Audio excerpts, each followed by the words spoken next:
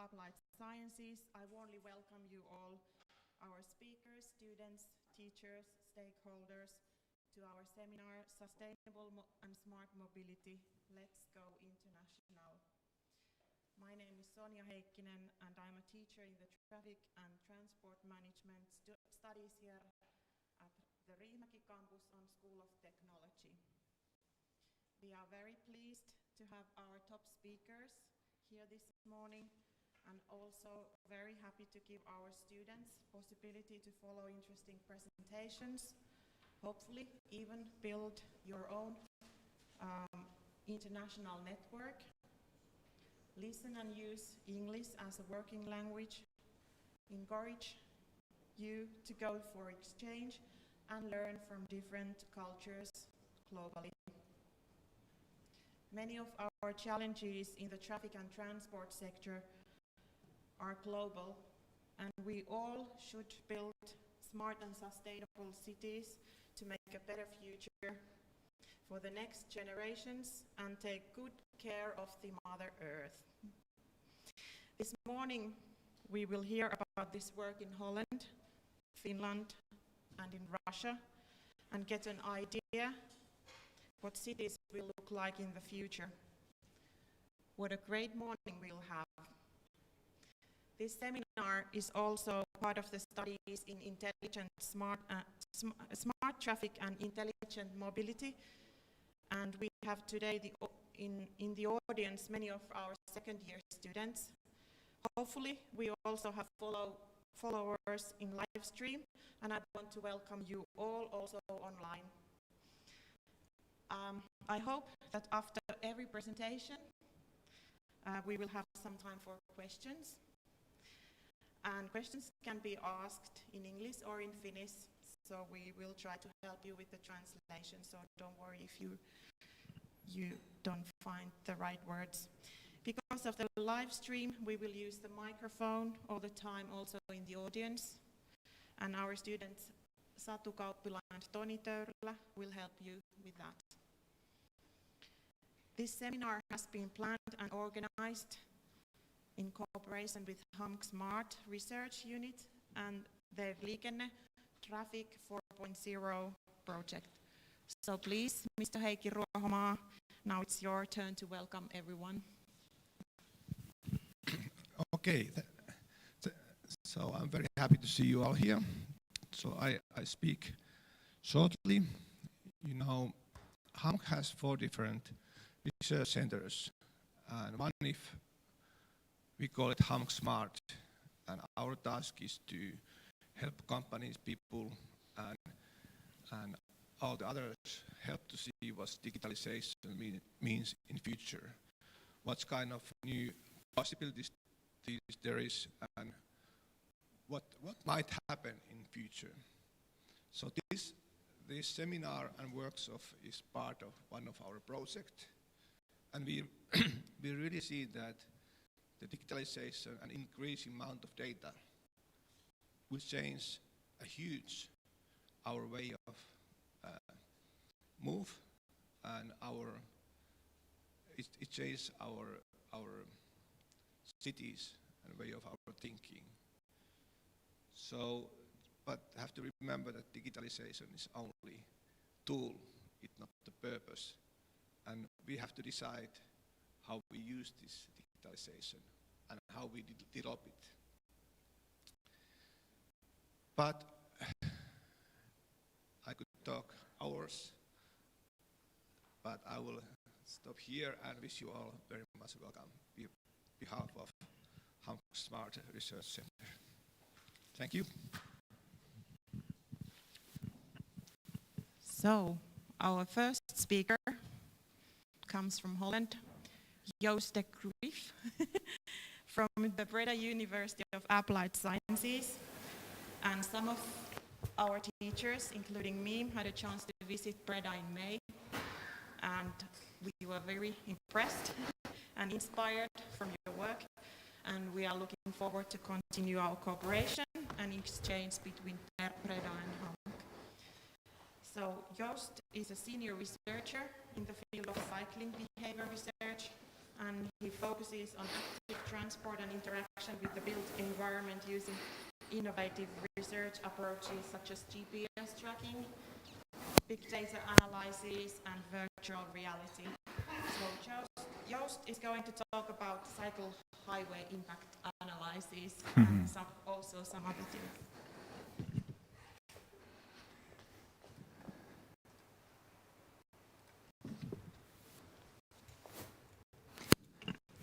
Does the microphone works? Okay. Good morning, everybody. My name is Joost de Cruijff. It's maybe a bit of a strange pronunciation. I work at the Breda University of Applied Sciences, and I'm happy to be here and to be able to tell you a bit about our work in Breda, focusing on cycling today, but there is much more to tell. The interesting part is I visited already HAMK yesterday, and it was explained how the course looked like, and I hope with this presentation I can give you some insights in my work, but also if there are any questions I will try to answer them, and I'm not sure about the assistants, but if some question pops up during my presentation, I'm talking too fast in English or whatever, just raise a hand, or I'm not sure if you are used to shouting at the presentator. I'm quite okay with that, so if there is anything, just please let me know, then we'll pick up. I've quite some sheets. I don't have to show you everything. I can imagine that for you guys, Holland is quite off the map, so I thought I'll start with an introductory video to make clear what our work is partly about.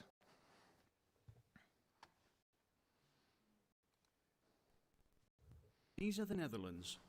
17 million people own 23 million bikes. Together they cycle 16 billion kilometers every year. Because the Dutch wanted to know more about these journeys, they organized the Fiets Telweek, translated the Bike Count Week. The aim was to measure bike movements, obtain insights, and finally improve the infrastructure for the cyclists. During the Fiets Telweek 2015, over 50,000 cyclists recorded their trips on an app on their mobile phone. Together, they cycled more than 1.2 million kilometers. In this visualization, you see the bicycle trips taken on a regular September Monday morning in the Netherlands. Red blips appear where cyclists experience delay at an intersection. Some early birds left their houses before 6 a.m. Between 7 and 8 o'clock, bike traffic increases steadily. Rush hour lasts until 9 a.m, although in the cities there is plenty of bicycle traffic all day long. The busiest cycle paths carry tens of thousands of cyclists every day. The data gathered during the Fiets Telweek will help policymakers to invest in better infrastructure. Transit authorities can use the data to adjust their bus, train and metro schedules. Because there probably are applications the organisers of the Fiets Telweek can't even imagine, the data will be released to the public. The Fiets Telweek is due to be held every year in the Netherlands.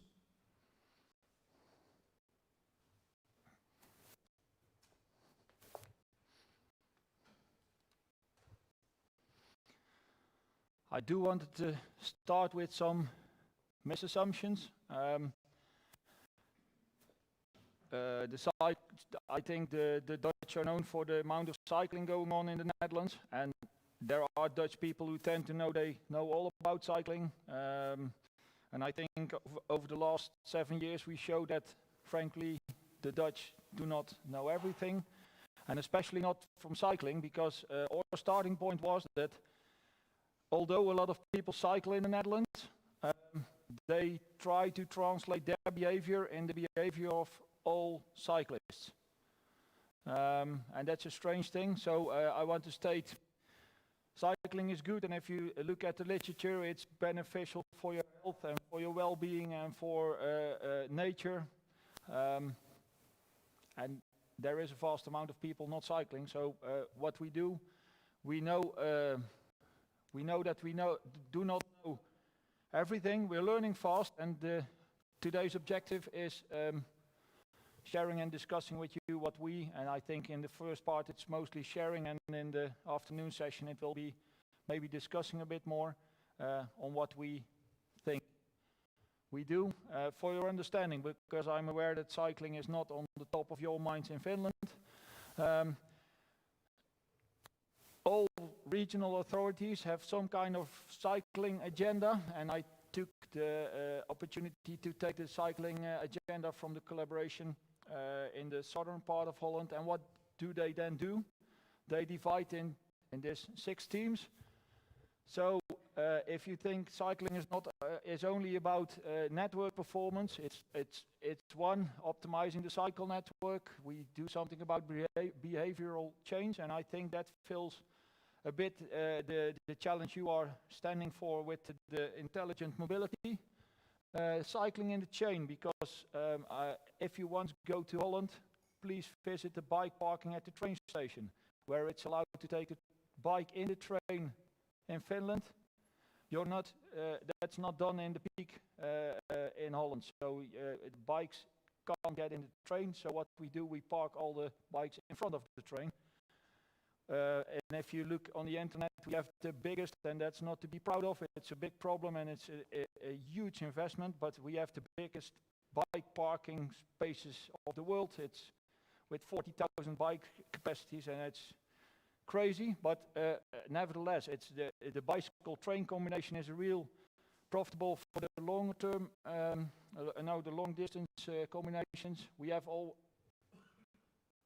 the knowledge and innovation, marketing, communication, and collaboration. That's also one of the aspects, and then the data monitoring and evaluation is coming on. And the interesting part is, and I'm not sure if it's the same in Finland, but it's always on the back and in the bottom part of the sheet, because we talk about we want to have more data, we want to monitor what we do, and we want to evaluate, but because it's difficult or whatever, we do it last and we put it bottom list. That's where we pick it up.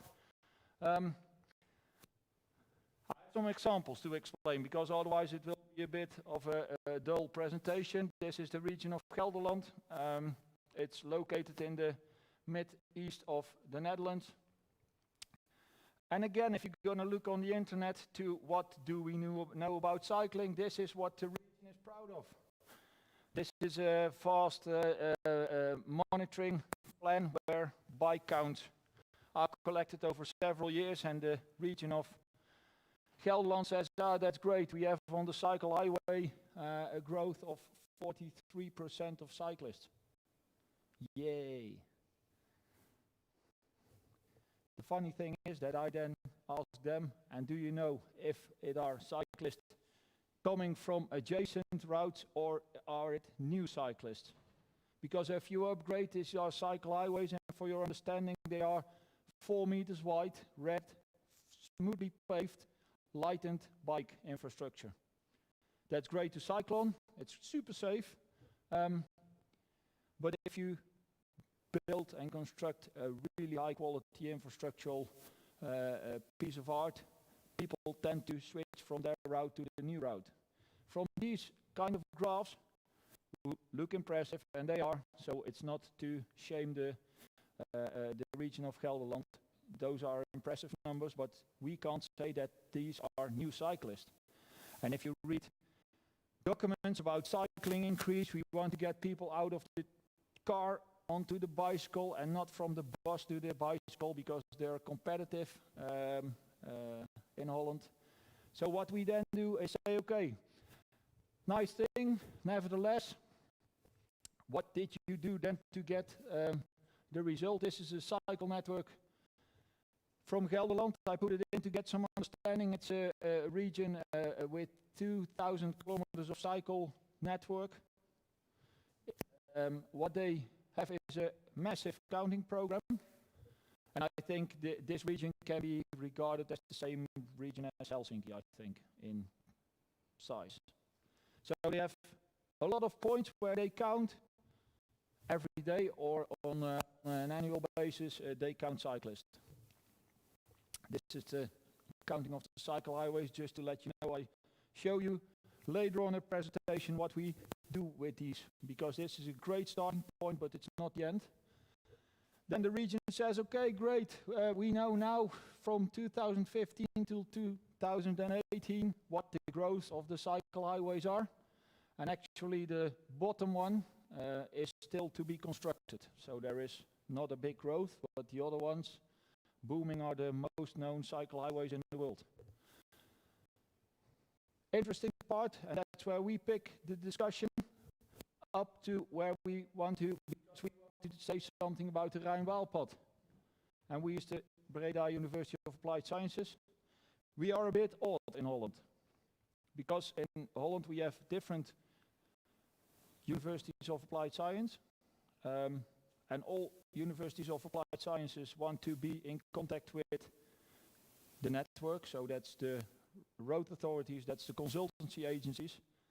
The nice thing about our work, and we are a team of 8, we try to dare that everything the road authorities know is partly right, and we try to add to the knowledge. So we are well respected in the Netherlands, we are part of the Dutch Cycling Embassy, so we try to distribute our knowledge as much as possible. What we then do, yesterday from the smart, and now I'm lost, Smart Research Center, they said, yeah, we have all kinds of small things we're working on. We have the same. We only put them together thematically, so we do something with cycle statistics. And for your understanding, the Dutch do not know about cycle statistics. They know that there is a source, but the source, you have to have some algorithms to find information in the data. So what we did is build algorithms for everybody to use. We have something about cycle count, cycling and weather, not to be forgotten. We have some cycle specials, but that's only if you are a real geek about cycling, you start digging in the details. Cycle highway experiences, it's also next to counting, it's also important to ask people their opinions. So what we did is make a massive survey where we ask people what they feel like cycling on a cycle highway. We have something about cycling relations, bicycle-oriented development and sustainable impact. You'll not be questioned afterwards, so please forget it. What we then do is make overviews. We didn't have this until 1.5 years ago. It was not there. And now it's easy accessible for all road authorities. And this is another part in the network where we only took 65 countings, because otherwise it got a bit blurry and we couldn't make our point. But it's important to show people what data is about, to start raising questions with road authorities. To give you some understanding, this is, these are it's in Dutch, I can't do much about it. The application is only in Dutch, so I'm going to tell you what's on the screen. The top left graph is the purposes, so cycling per purpose, so the percentages or the shares are the purposes the bike is used for. The top right one is the amount of cycling share compared to the other modes of transport, the share of cycling trips on distance classes, and the bottom left for you is from the region of North Brabant, the cycling share. And the interesting point is, and I think that's a good one for today, the region of North Brabant asked us, Joost, can you tell me please what the share of cycling is in our region? And I told them that's a nonsense figure and you don't want to know that figure. Yes, we do. And then I told them, okay, it's 25.7. Now what?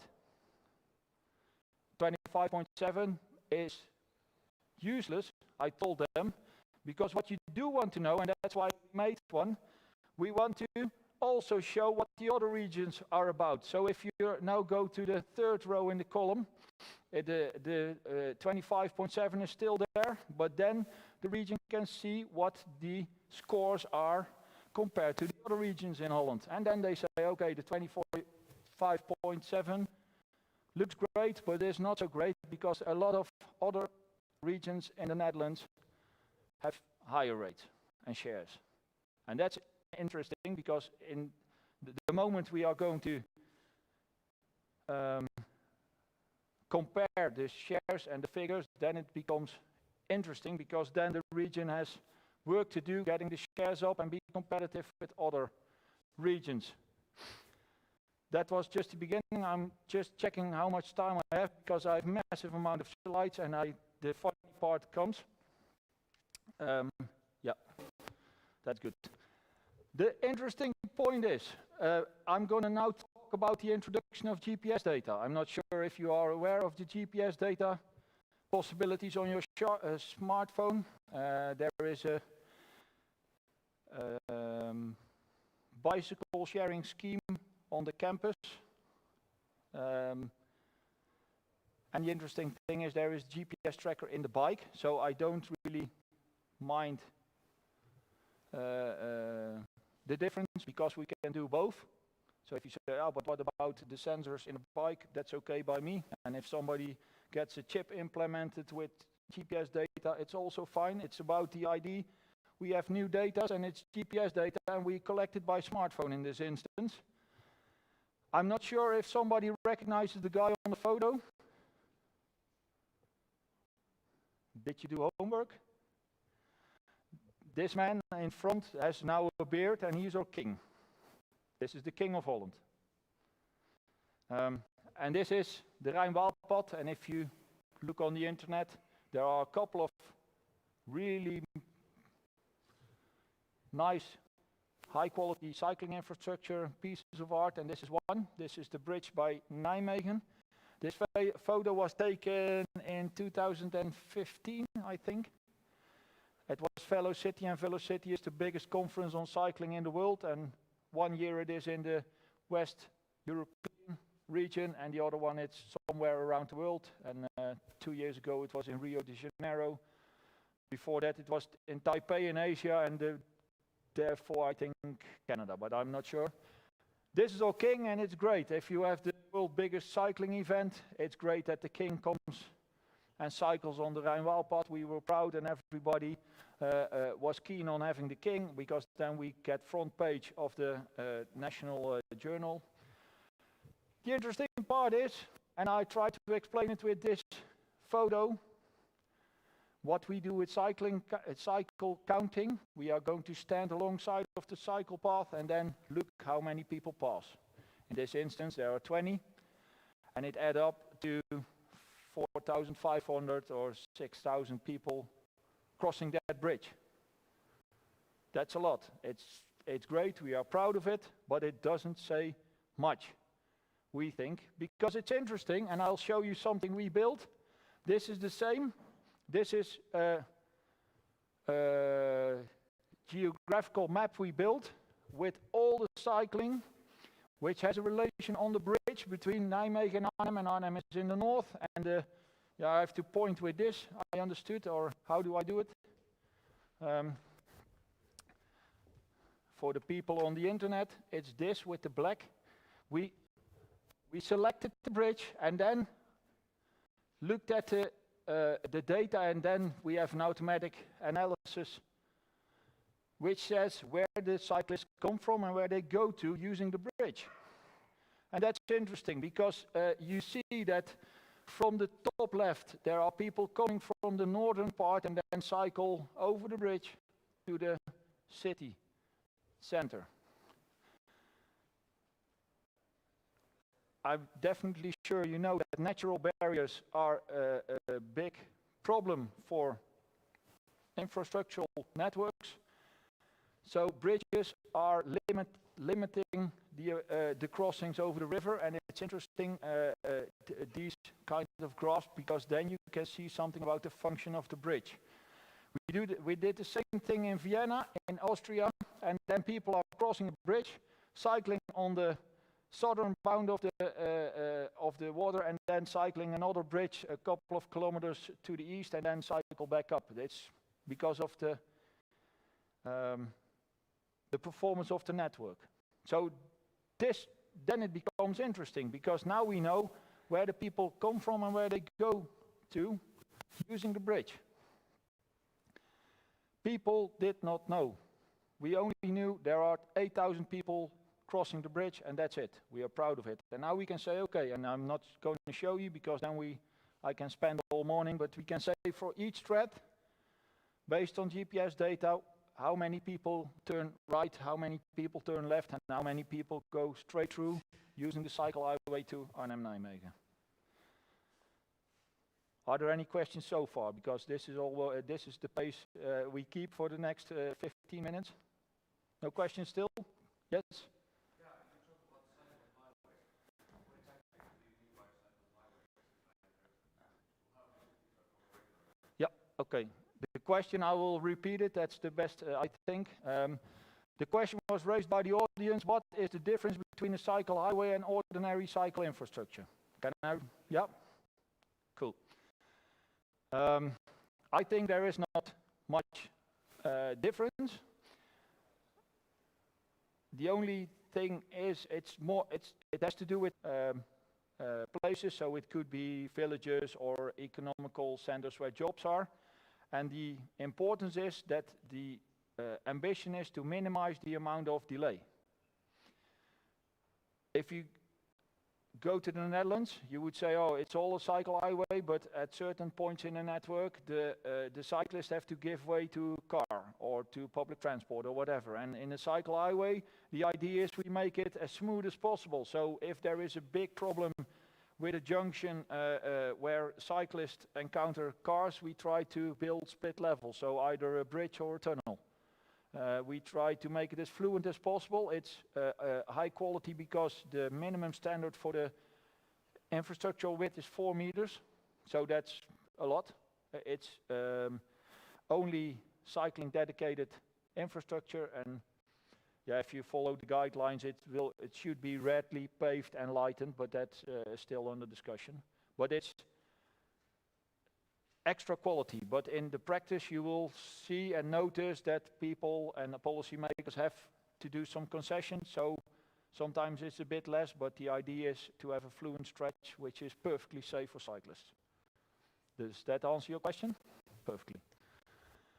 The other thing, because it's interesting, you have more de-icing problems than we have in the Netherlands in winter times. If we go back to the point where we only stand alongside of the cycle highway and count the amount of cyclists, we can get into trouble. Because the first time we showed our results to the Dutch policymakers of the city of Breda, it's in our neighborhood, the first reaction that they gave is, your data is not right. So then we thought, our data is not right. How can that be possible? We have been working on this 1.5 years to make this first analyzed. Our data is not right. And then we thought, no, the data is right, because GPS data is quite accurate. The conception about cycling is not right. And then there started this discussion, because not all cyclists take the shortest route. And what we did is make an analysis. In the top of the screen, it's again the bridge, and then after it's of the two bigger yellow lines. The left line comes down, and then there is this difference between the green and the red. If we know from all cyclists where they come from and where they go to. So if we then say, okay, that's great, now we do an analysis on the network and assign all the trips to the shortest path. And then you see that people should drive directly through, and I will point it on the screen again. They go directly through the city center, it's the red line, and there is something with the green line. The green line is the route cyclists actually take, and that's interesting, because if you come from the assumption that all cyclists take the shortest route, this map shows that it's not. You are not familiar with the situation, and the rest of Holland isn't too when we're presenting. The left picture is the green line, and the bottom right picture is the red point. You if I should choose, I choose the left one because it's cyclists only. It's really safe. It's a bit of a detour to the campus of the University of the Radboud University in Nijmegen, but the left one is all with parked cars, junctions, crossings, heavy traffic, so it's not a place to be. That's interesting because I think a couple of years ago, if you ask the Dutch how the cyclists behave, they take the shortest route.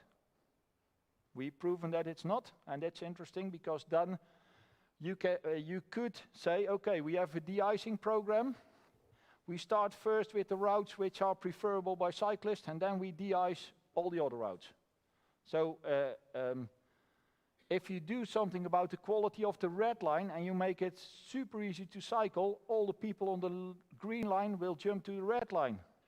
So people on the green are now taking a route which is not the fastest, but for them the most comfortable. So if you do something about the comfort on the left or either the right route, people will change. And that's interesting because if we are going to count now, we count more cyclists on the left route than on the right one. This, oh, yeah. Yeah, no, it's okay. I'll go back.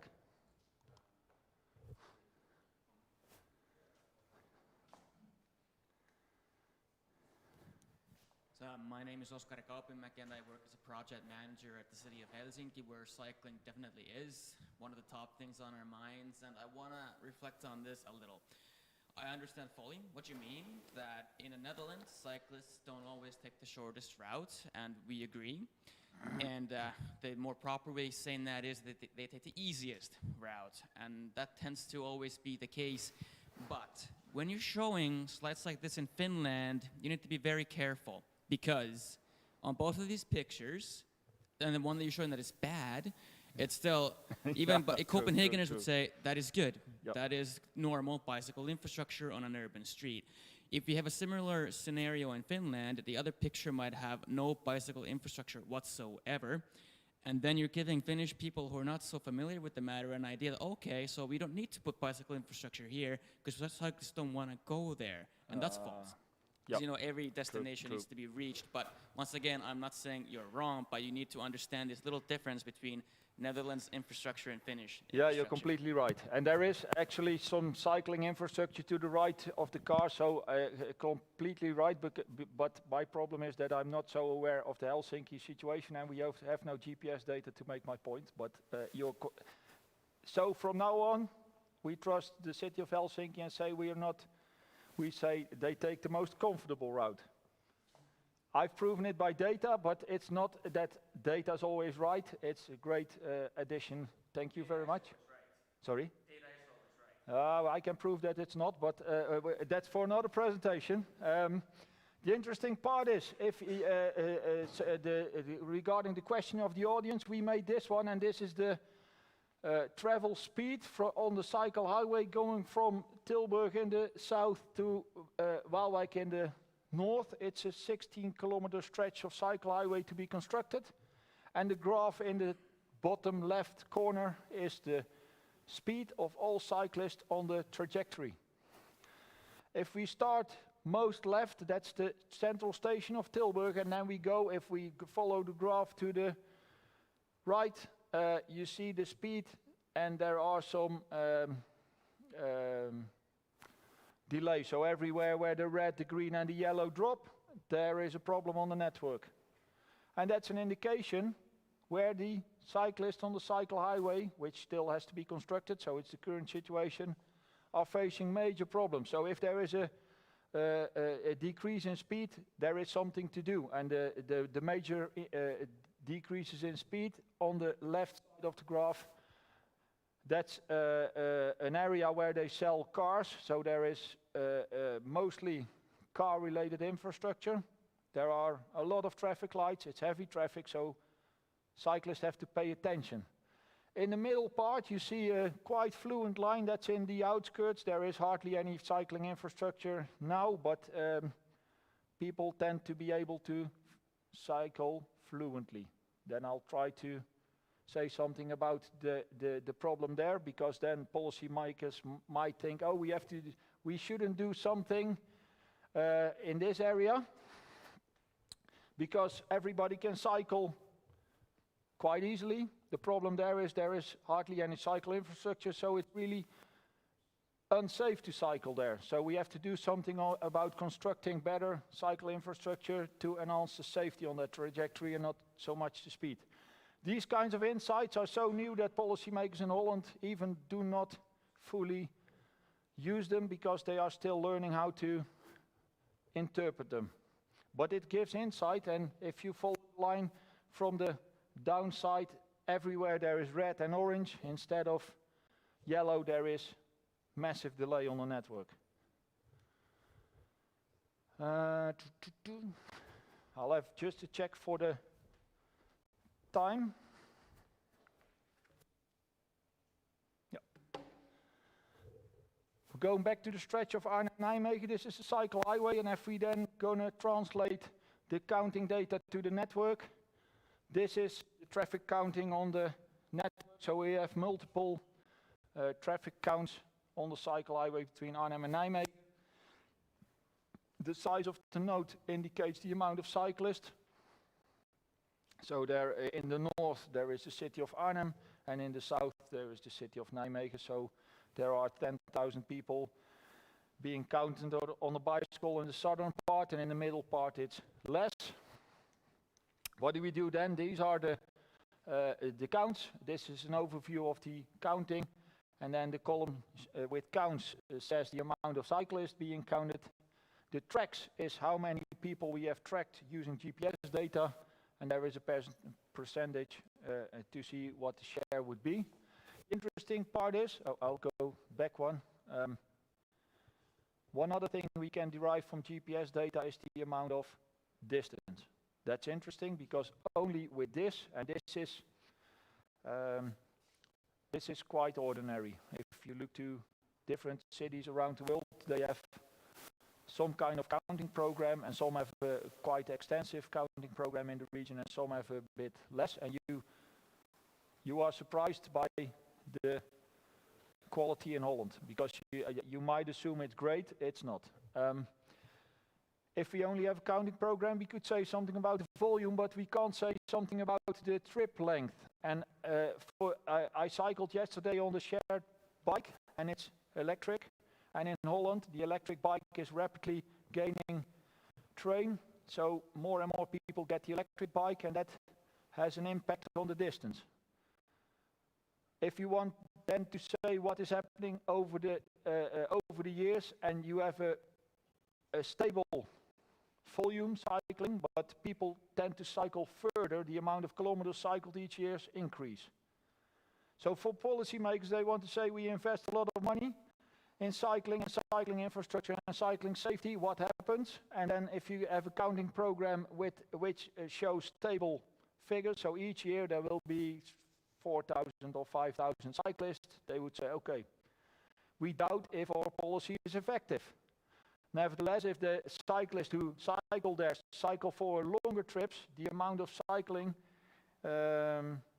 stress and the amount of kilometers increases. So what we did is combine the volume from the cycle counts with the length of the GPS trips, and then we can calculate the amount of kilometers being cycled. And that's interesting, because if the volume increases and the amount of kilometers cycled by each individual cyclist increase, it doubles the amount of kilometers. For the ones more mathematical in the audience who say, oh, but this is crazy, because there are cyclists who take more cycle count points in one trip. That's true. So what we did is and I'll just skip this shortly, we made a calculation how many people cycle over more points to compensate for the amount of double counting.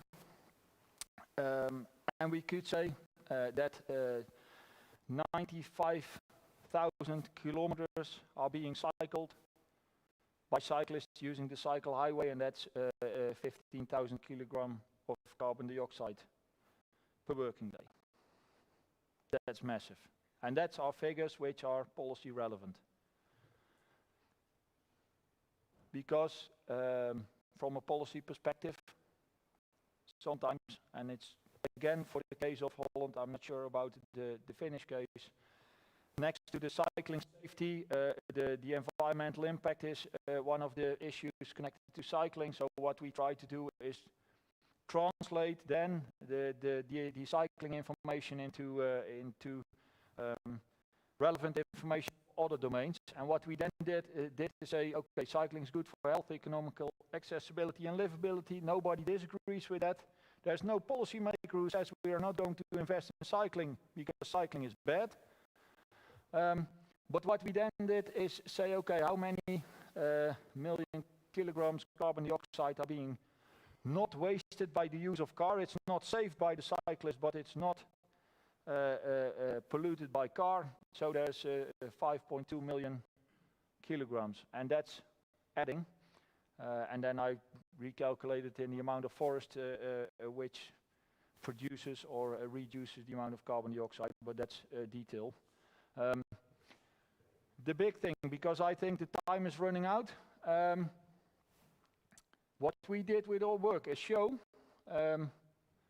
that what the actual impact is, or might be, could be, but mostly is, because we use real data, and it helps. Because if you have more insight, and that's the second line, more insight in cyclists, the more confidence people get that the investment is in the right place, so more money comes available for cycling. And they are really keen on working with us, because what they do in practice we try to underpin with data, and it's interesting because then we can go, and I didn't explain it in this presentation, we can also make forecasts on what the potential use of a cycle highway is. So to link up to today's program, I think cycling city is, I think, yes, a smarter city. That was it for now. Thank you very much for the attention, and if there is any question from the audience, please feel free to ask.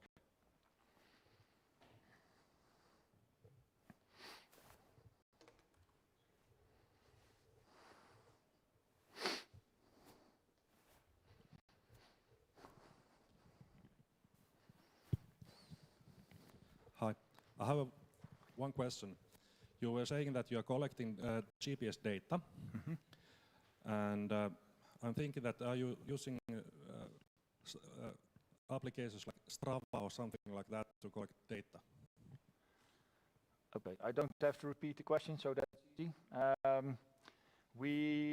I think I didn't express me completely right. We use GPS data which is collected, and we collaborate with the parties who collect it, because it's a heavy competition in the data collection of GPS. The first answer to your question is we try to collaborate with Strava, because they have all over the world GPS data ready, but their business case is selling data. So they want to make money out of data, and we want to make data as open as possible. So at the end, we agreed on not going further in the collaboration, but we can process Strava data. The only problem in our region is that Strava is used by the sportive race bike. So we have more the sportive than the day-to-day commuting data. So, and because there are running several cycling incentive programs in the Netherlands, we are more keen on using that data because it's reflecting the commuting data, now the commuter cyclist, so it's better targeted for a purpose, but we can do the same. Only problem is with Strava cyclists, for the they leave home, then cycle a tour and get back home. So then with the race bike and all, so it's for policy purposes less useful. But we can process it. If you want to see it, we can show it on the map. But all the cycling there is outside of the city, and we try to help the city with this kind of analysis. Does that answer the question a bit? Yes? Goedemorgen, bedankt die presenteer. Good morning. So I would like to know how your university is funded. Is it a state-owned university, or it's funded by the local transport government, your research program? Because it's very impressive and magnificent activity you have done. I think all of the options you mentioned. The reason that we are here is that we are really keen on international collaboration. So we are partly been paid for our work by participating in large European projects. We get funding by the direct funding by the Ministry of Infrastructure and Water Management, but most money comes from the regions because they normally ask consultancy agencies to help them out, but this is so new of a terrain that they say, yeah, but we do not really know what to ask consultancy agencies, and we try to dare, if they ask us, we have this problem and we think we should ask you this question, we are in the opportunity to say, no, that's not the right question, we think you should ask this question, and then the answer is this. So we are in the really lucky circumstances that we have a lot of trust from the regional authorities mostly. So I think if I have to make an estimation, I think that 60% of all money comes from the regional and local road authorities in Holland. Yep. Yep. Yeah, oh, sorry. Yep. Have you succeeded to combine cycling and public transportation yet? I would lie if I would say fully yes. We are working on it. We can say what the impact is of the cycling accessibility public train stations, but it's for us on this moment not possible because of privacy issues that we connect the GPS data to users in the public transport. So we know from where people come from to use the public transport, so bus and the train, but we can't say what they do after they get into the train. So we are working on that, but we can only say the part of cycling, and we can say something about the part of public transport, but not the full connection from home by bike to public transport, and then with some kind of transport afterwards, leaving the train to the destination possible. So we're working on it, yeah.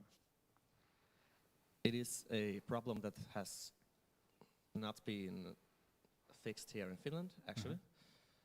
While I visited in Copenhagen, Denmark, there it had been fixed already. What is fixed?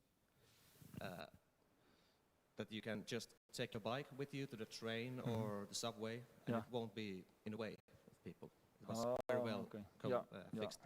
But I think it's more a political issue that they do not want the bicycle in the train. So I'm not sure if in our situation it will ever be made possible. But I've been to Copenhagen too, and it works perfectly. So with bad weather, you can take your bike in the afternoon home and by train, and that's a good thing. Yes.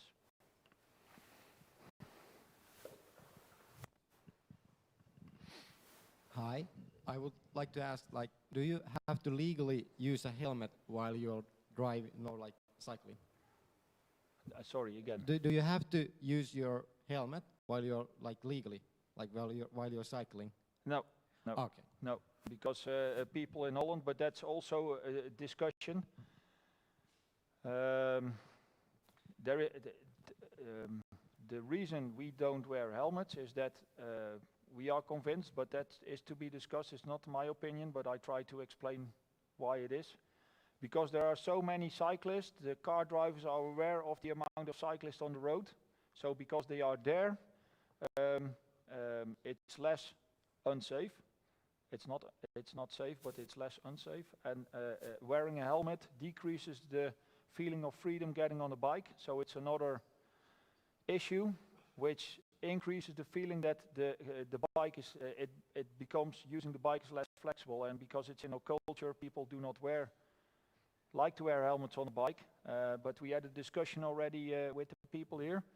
I think when you go to Austria 5 years ago or something, all the Dutch were in the ski lift wearing no helmets. And if you now go there, every Dutch guy has a helmet, go skiing. So I can't say we'll never wear a helmet on the bike, but the probability that we wear one in the short future is really low. Yeah.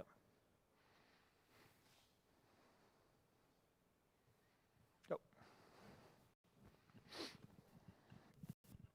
Thank you so much. I'm Minna Takala from Regional Council of HAMK, and we are partially funding the development office in Finland, or in our region. And I'm so happy to see you here to share the experiences from the Netherlands. We are taking baby steps ahead. I don't know if there's a data point at Riihimäki currently that is measuring the cyclists and the people who are walking. At Hämeenlinna we have 2. So we are kind of taking the steps ahead. The other meter was delivered last week. But there's plenty to do. There is a high interest at the government. There is a national program for developing cycling. That was done in November 2018, and now the new government is investing a lot more than the previous ones. So very happy to see you sharing the experiences, and hopefully we can make it a little bit faster. Even though we are in HAMK, HAMK is known for being very slow, but hopefully these guys can make the change happening a bit faster and smarter. I think this was a perfect invitation of please help me from your point of view, the region. Thank you very much for the compliment.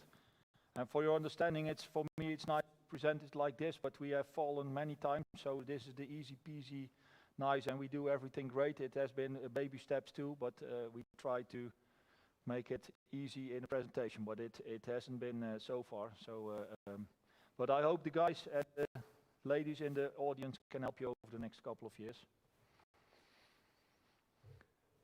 No more questions? Okay. We'll have a more in-depth discussion this afternoon, and it will be applied on the bike sharing scheme at the HAMK campus, because I thought it's best that you do something practical with your own region instead of a region you have never heard of. So I hope to see you all this afternoon again. Thank you very much.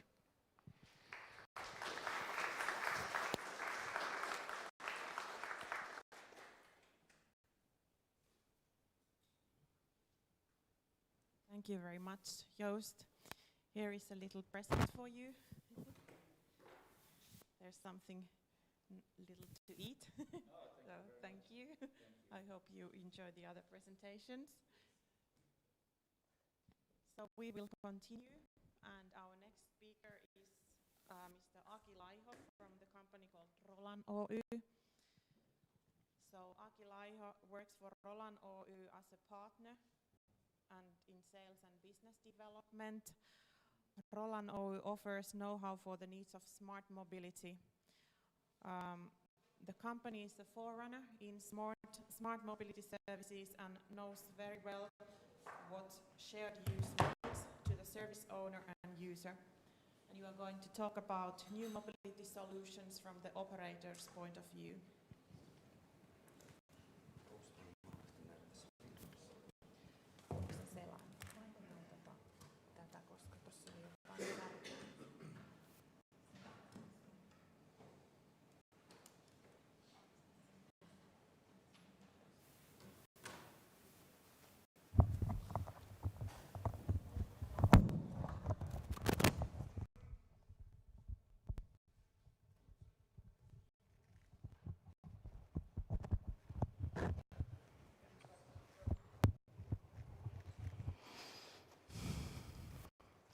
Okay, can you hear me well?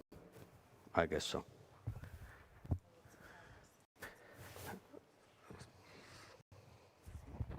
Jos mä näytän tästä omalta, vaikka se vaihdetaan vielä.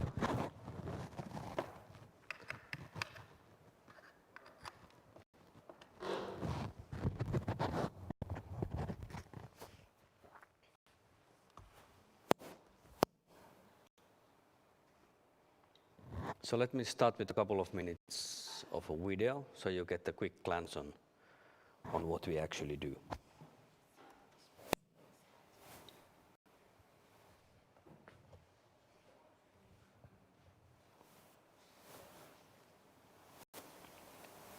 I may start with a quick video, let's see.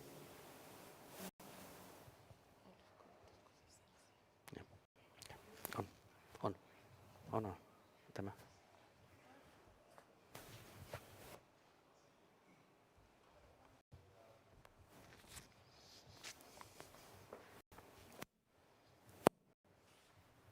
sound.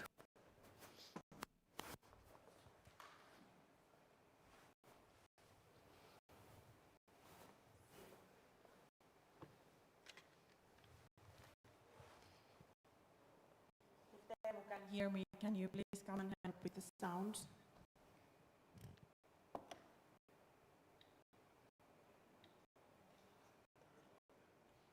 Okay, let's continue. I'll show you quickly. So basically, I'm not going to sing, no worries. Let me tell you quickly what the sound is supposed to be telling. So what we do is that we run, for example, the car sharing fleets, bike sharing fleets, e-scooter fleets across the different cities in Finland. Here you can actually see some of our bikes from Hämeenlinna. Most of the business actually runs through different brands. So, for example, let's say city bikes in Turku or in Oulu are actually operated by our troops 24/7. What you don't often see are Roland bikes or Roland cars. We are a service provider, and we do that for the others. And now I would like to switch back to the slides. That's a quick one here.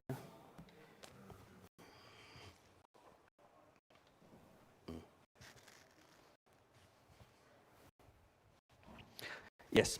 So, service provider. What Roland does, we are approximately 50 people today, operate across Finland, and as said, maintaining, collecting e-scooters from the streets, charging them, bringing them back, or balancing, running, repairing, maintaining the city bike fleets in different cities, supporting the users, providing advices, running call centers, all type of things. So we are a mobility service provider. So if you have ever wondered what actually is happening behind the scenes, or what makes the systems truly available for the people at the streets, that's pretty much what business is. My topic today is the new mobility solutions from the operator's point of view. So I'm going to elaborate a bit on how the different systems, what type of demands and capability requirements they set for the operator.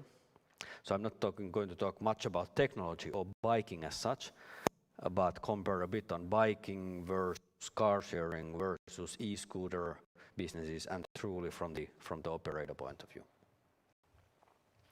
But starting a bit on where I think we are, or where we are from the operator point of view. I mean, if you look at the systems there, like for example scooters, which landed also to Finland this summer in a big way, or if you look at where the biking, especially the bike sharing is, I mean, the way we see it that as a standalone systems, they start to be in a situation where they are, I would say, viable for use, so reliable enough. We know how to run them, we know how to implement them, and they are, I would say, most of the bigger bugs and this type of childhood issues are more or less rooted out. The same story, well, it's not quite in place when we are looking at the other smart mobility solutions, like for example automated or autonomous vehicles. We can clearly see the whole industry is in a phase of technology development. I just last week actually had a lengthy discussion with one of the representatives of one of the providers, and he was explaining it in a way that we are in a phase where everybody is trying to move from R&D funding to something truly commercial. And that move is of course not a quick, it may take a year, 2, 3. And then there are other providers stating publicly that the intention is that 2021 there would be commercial traffic in place for autonomous vehicles. We'll see. Next summer we will already see much more of these pilots than we have seen this summer, and maybe 2021 there are true, I would say, commercial implemented operations in place in selected cities. When it comes to this type of, I would say, interim solutions, like for example on-demand taxis and buses and so forth. I mean, that's been there for a long time. But I would also argue that even that one is a standalone solution. It's a standalone way that there are pilots. We have tested it in the different places without really having finding out how that is being, brought to a part of the traffic infrastructure overall. And then there is, of course, a question of what about everything, all the legacy we have? What about those big, I would say, big constructions, big concrete buildings that we have traditionally called parking houses? What about the parking spots? What about the private cars? Are they going to disappear? And when I look at the world from the, I would say, operator point of view, I don't see a problem. I see an opportunity. I see an opportunity of developing service centers. I see an opportunity of creating something new. I see an opportunity changing the whole infrastructure and bringing the, I would say, changing our living environment to something better by creating this type of a service centers. In a real terms, this could mean, for example, that we do exactly what has been now being done in Tripla, in Pasila, Helsinki. I was watching news yesterday where they were basically explaining in the 10 o'clock news how this type of, when the Tripla should open next week, how it connects different modes of traffic and does it together with the, actually probably the largest shopping center in Finland and so on and so forth.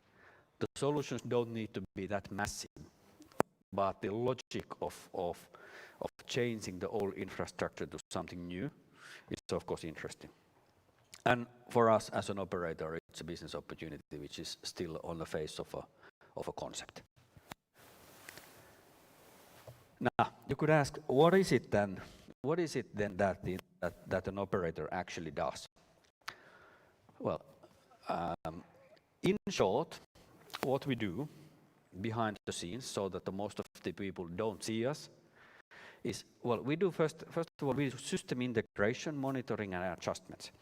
It means that we use software, we use labor, we use vans, persons on the street to make sure that for example, a city bike system is always in the right shape, everything works, and the service is available for the citizens in a city. Integration means in this respect that all of the parts of the system need to work together, and they need to work together with the infrastructure of the rest of the city, like bus lanes and all that type of things. Balancing of the station means in practice that we take care, it sounds simple, but it's a logistical challenge. We take care that the stations are never empty or they are never full. And the bikes are in a right place. It feels like a simple thing, but in fact, what it is a continuous optimization and continuous monitoring of a living network. And we do it using our customer softwares. We do it with tacit information, tacit knowledge, and experience. But for example, it's proven, and we stepped into a couple of cases where for example, this type of a machine learning and artificial intelligence type of solutions are being developed for that activity. So the amount of data is pretty interesting, and what actually are being collected from bikes, from the GPSs and from the traffic and so forth.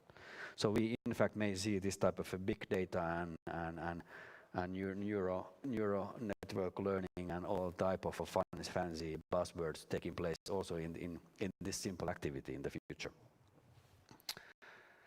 We of course do then the physical work. We do periodical maintenance, so we simply, in plain language, we fix the bikes.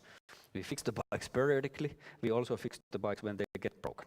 And it happens a lot. There's a process. It's almost like a process industry type of a thing. So it's not a single bike that needs fixing. There are 20, 30, 40, 100 bikes flowing through the workshops every single day. User support and call center operations run from the early morning to late evening, 7 days a week, solving different problems. the biggest source for problems is actually the user. The user who don't read the instructions, or user who makes a failure or doesn't concentrate on what he or she is doing. But of course there are technical issues as well, telecom issues, simply physically broken bikes, connection problems, all this type of things that need to be taken care. So the user support and how to take care of the user is a vital part of this type of system. And of course then, problem solving and continuous improvement, especially in the cities which keep growing. This type of a continuous improvement is a central part of the work. New areas are being built, new accommodation areas, new routes are being built, biking and all kind of smart mobility is getting investments. And it's clearly one of the roles of the operator to work together with the cities or with the local authorities to adjust and align the systems all the time. Often when a city invests into city bike system, as an example, we talk about cooperation that may last 3-4 years in a minimum. The longest deal I know is a 10-year deal. So which means that we actually work together with the city for a decade to make sure that every day the system is available in the best possible way. So one should not forget the continuous improvement part. Actually it is so that when the city bike system or a scooter system, something is implemented, taken into use, the project is not over. The purchaser may think that the project is over, but in real life that's just the beginning. That's where it starts, the development of the system. So operator does pretty much behind the scenes everything from the consumer support or user support to system development and all these technical words. That's the status as of today. So, yep, and as I said, I think I said it already 3-4 times, so that's what we do for living. We do it 24/7. So in practice, somewhere in many of the cities, there are our people on the streets with vans, with tools, with bikes, every hour, every day in a week. With the intention to maximize the service level of the systems to the citizens. Often the citizen is not our client, city may be our client, but the actual user, the actual beneficiary is the user who runs the systems. This thing is defined based on service level agreements, mostly, or kind of we may define the service level agreement with ourselves. We agree with ourselves. So what is a proper service level that this user is happy? But in those cases when there is a clearly institutional customer, like for example the city of, let's say city of Riihimäki as an example, there could be, the city of Riihimäki would define that this is the expected service level and we would organize everything according to that. Just as simple as that. The way we have organized ourselves, we have some clear principles, and the core of the operations is the local team. Local teams, meaning in practice that in every larger, or next to every larger system, be it then a car sharing system, e-scooter system, or a city bike system, there is a local team doing the work I just described. And doing it according to the service levels. We try to keep the whole company together since we are basically covering 22 cities. We try to keep the whole company together by running them common business lines. That's a bit of a side topic as of today. And really focusing on productivity. Because I'm a taxpayer of city of Helsinki, and you may be taxpayers of city of Hämeenlinna, Riihimäki, or something else. And as long as we are talking about this type of a funding for the systems, it is really important that the productivity is as high as it can be. And with productivity, it means repaired bikes, balanced stations, number of supported users per worked hour. So that's the key measure for our operations, in addition to the happy customers and a quality of them. Clock speed is something. I hope you're aware of the term clock speed. I will come back to that a bit later.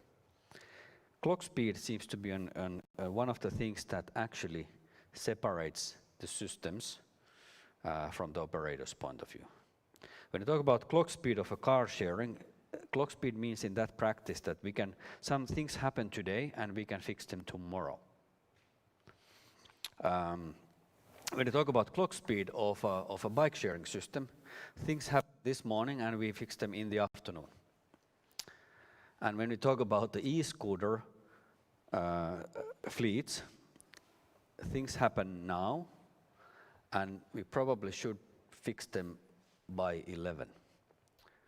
So, and this is the clock speed that we are coming when we talk about new mobility solutions. From the operator point of view, understanding the clock speed and the speed that things need to happen in this 24/7 world is something really interesting. And I would say this is one of the things that has been really one of the biggest challenges and one of the newest things for us as well, when we have now, after the 10-year period of our company history, we have now, over the last couple of years, stepped into this new mobility solution. Things in none of our solutions, things would happen next week if something is going on today. I think the slowest clock speed is pretty much tomorrow, but then you come into the half a day and in the hourly level of running these systems.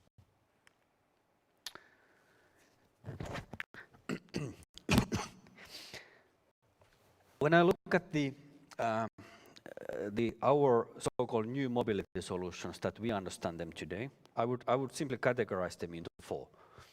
We have the city bike fleets. We are having the, I hope this is a pointer. We have the e-scooter fleets. We have the car sharing, which we've been supporting for 10 years for now. And then something interesting and new is this automotive or automated vehicles, or autonomous vehicles as the official term calls, where we are participating into the first pilots as of now. And when I analyze really from our point of view again, on how these systems are actually different to each other from the operational point of view, so for the things we do, I think there are two different dimensions that actually separate: operational and technological. And you may wonder why I have placed the boxes exactly I have placed, and I'll explain in a second. What I mean with operational capability requirement is that I'm coming back to this clock speed question. Because in a simple format, when the operational capability requirement is low, it means in practice that we can route our people and then they drive with a van or car or take public transportation to a place with a reasonable, I would say, reasonable predictability, with a reasonable speed and without much interruptions or anything like that, and they do the work they do. It's operationally, okay, it needs organizing and needs management, daily management, but it's not very difficult. In fact, all of us can do pretty much the same. You will get the address, you get the map, and you get the time when you need to be in a place. And then if you have a bigger team, you multiply that with 10. But it's still something that the logistical companies do, as of today. You have a high requirement for operational capability. What does that mean? It means that you have in a city hundreds or thousands of units as a living network, where things are changing in a real time, and then you need to operate that network, do right decisions in a real time in that network, in a place called city, where everything else is moving as well. When you have, for example, traffic, you have traffic jams, you have rush hours, you have people using the items, for example, the scooters in the network, and then you operate in that environment. I would consider being operationally challenging.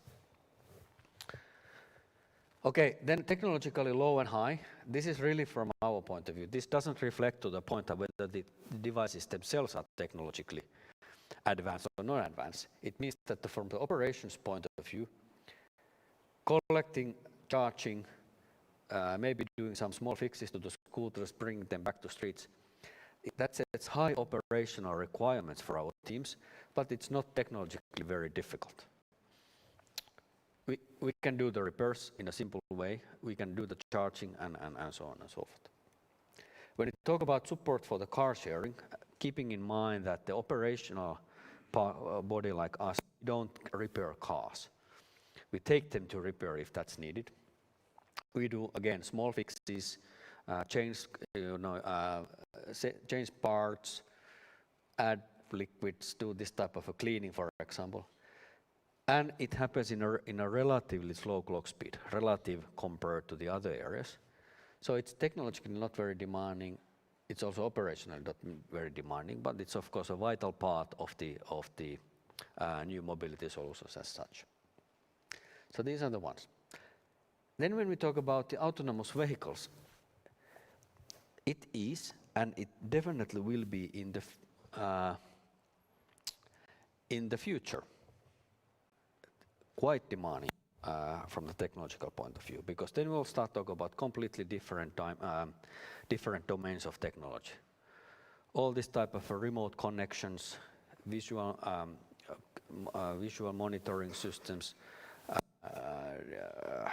telecommunication, automated steering softwares, all those type of things, where actually we are not, even if you are not a technology developer, one needs to have a pretty deep understanding of this type of technology fields.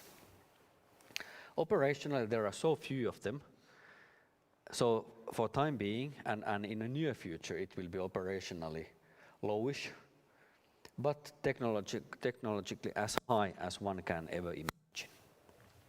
And then we have the city bikes, and it's an interesting thing whether the city bikes are actually technologically demanding and operationally demanding. Everything is relative, but I would say they are, especially when we start to talk about real true smart bikes or true e-bikes like here. Because the bikes have mechanical parts, electronical parts, they have telecommunication, they actually have a small computer, they are part of this type of a real-time network, and they run there all the time.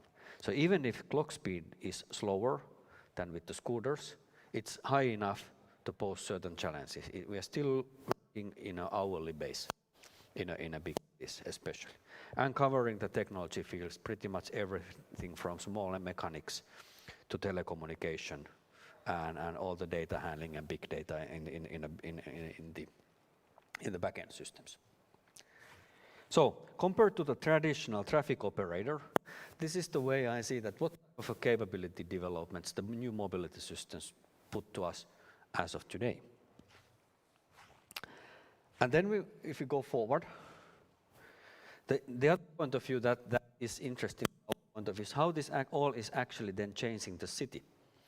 And I'm probably not the best expert in this area, in this room, but we see that instead of being standalone systems in the future, that's the point of view what I started with, we will see more and more integration of these systems to true ecosystems.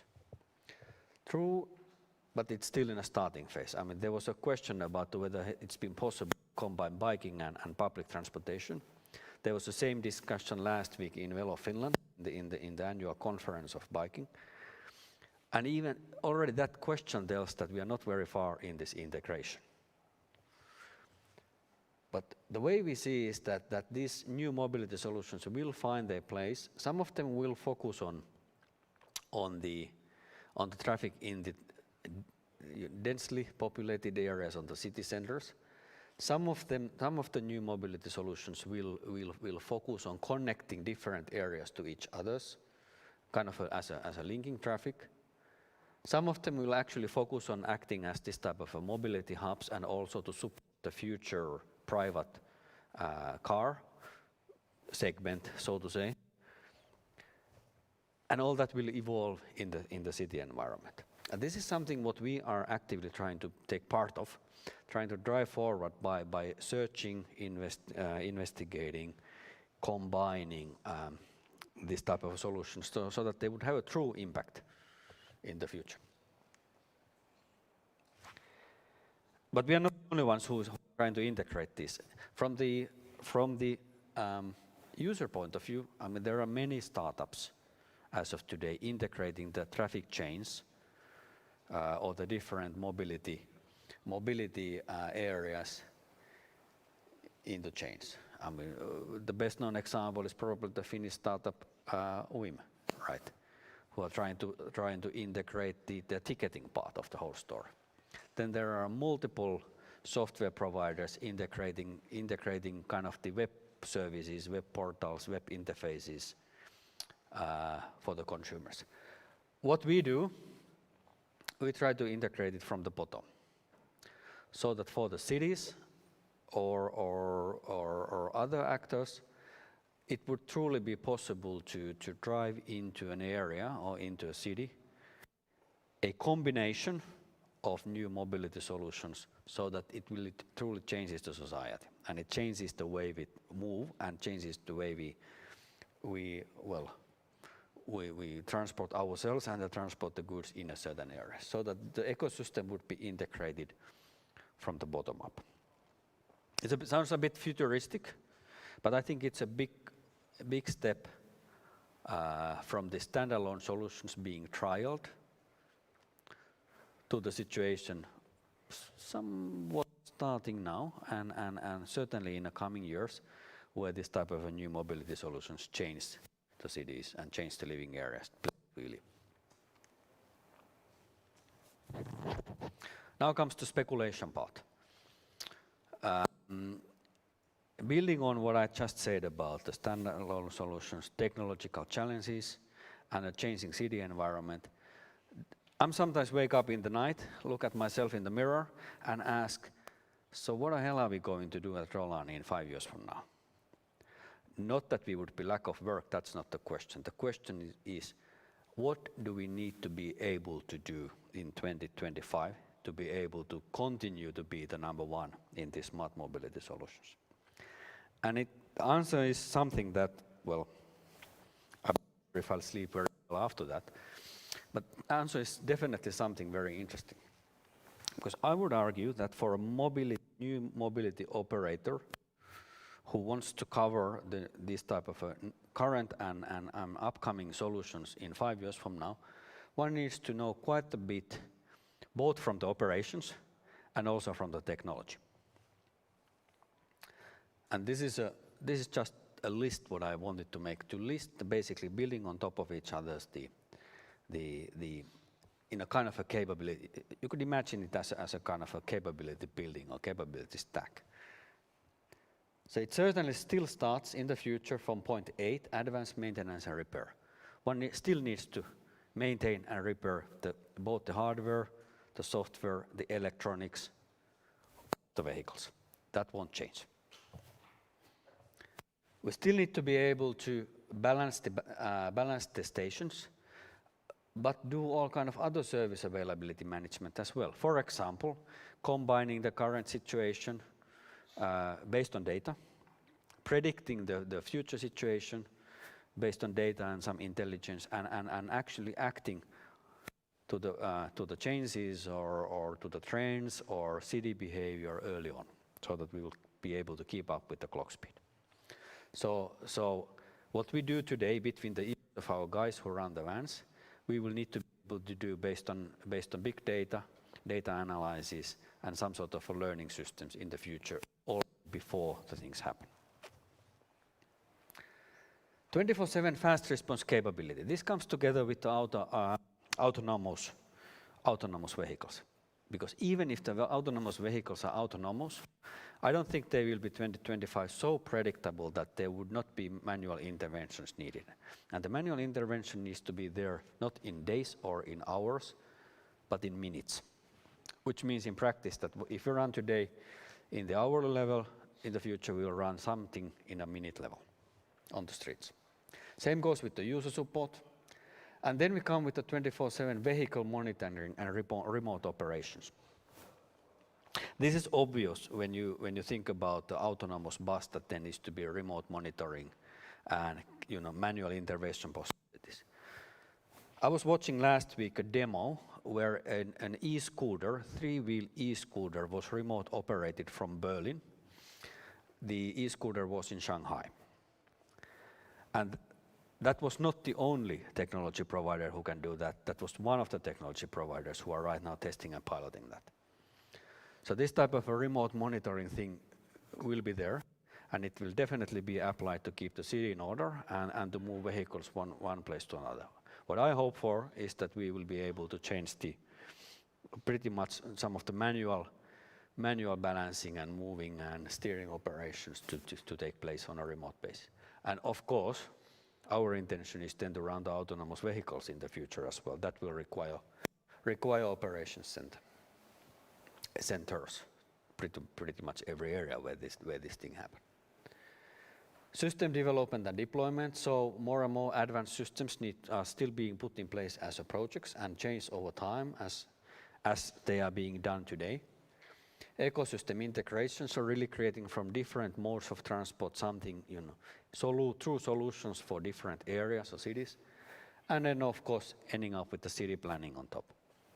I exclude intentionally the technology development, software development, all that. We still think that we will continue purchasing that capability from our partners. But from the operator's point of view, this is the list of capability demands for 2025 as we understand it today. I bet I will be wrong, but if half of this is true, we are basically one step ahead of the rest. And this was my story. So quick glance on the life as an operator. I guess we have 1 minute for questions maybe.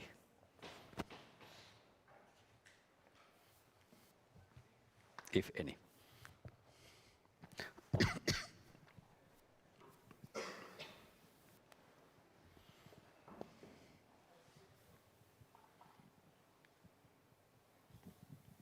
Niina Valtaranto, a member of staff here.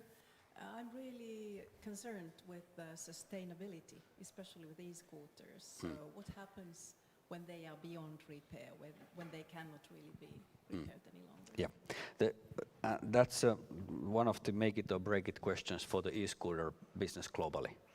The question you are asking.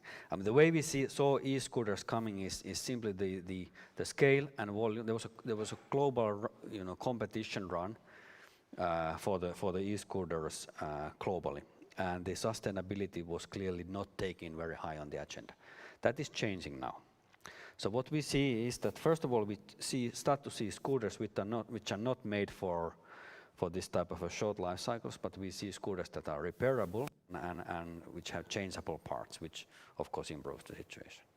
We also see e-scooter parts like batteries especially being more and more being collected and recycled and so forth. So clearly what the question you are asking is that was the question for the industry and what I see is that this type of normal ways of operating actually are taking place now for the next generations of the hardware.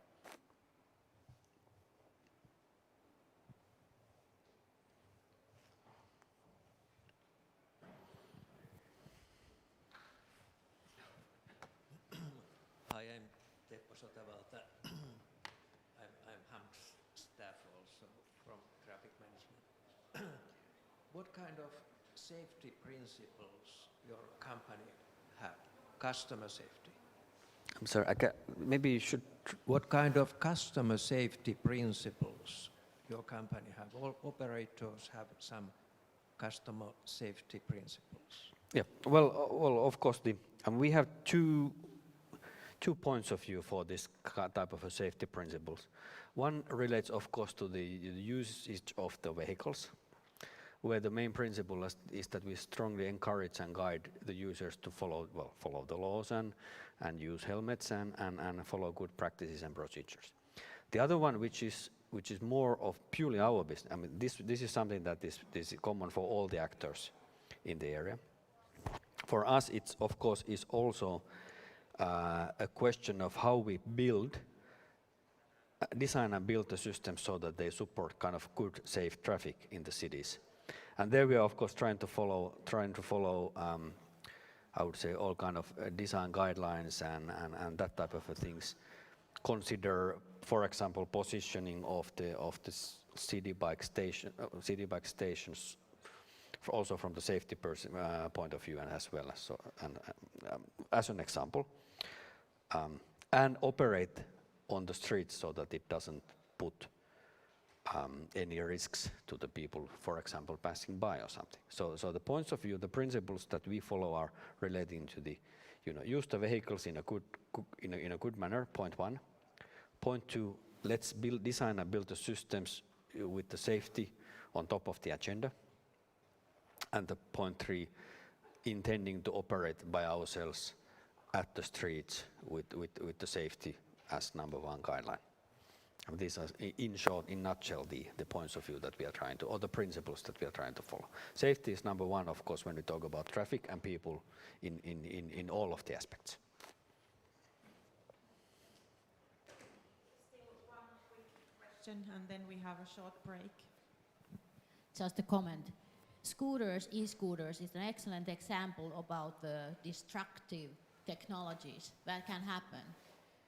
What is intriguing, that it came so quickly to Finland as well, and it really changed the scene of the cities. Helsinki, Tampere, Oulu. In Hämeenlinna, we had 5 scooters at one of the hotels. So the change does not necessarily come that quickly to the smaller towns. However, this is extremely important for the future and people who are studying traffics. Typically, the development pace has been really slow. When you are designing the roads and when you are designing all of those big things, you plan for 1 year, 2 year, 3 year, 4 year, and then you finally construct something. And now you see those vehicles coming to your city and really changing the scene.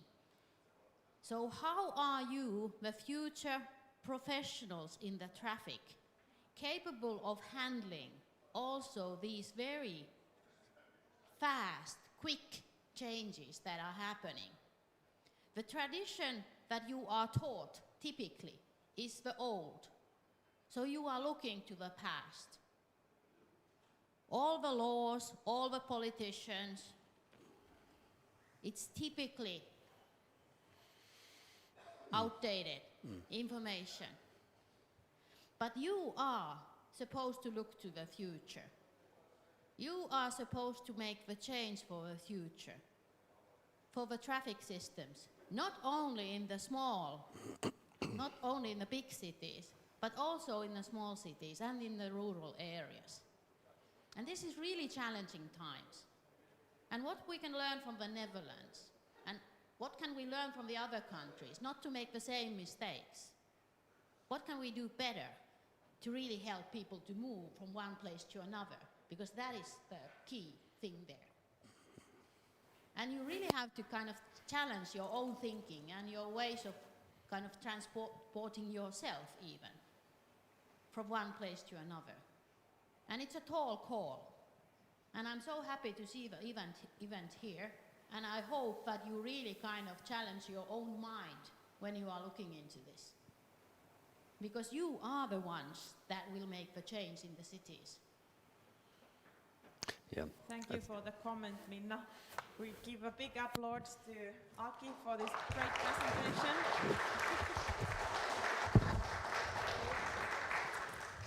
Now we have a short break, and let's be back here at 10:35. And also to the followers online, we will continue in 5:30.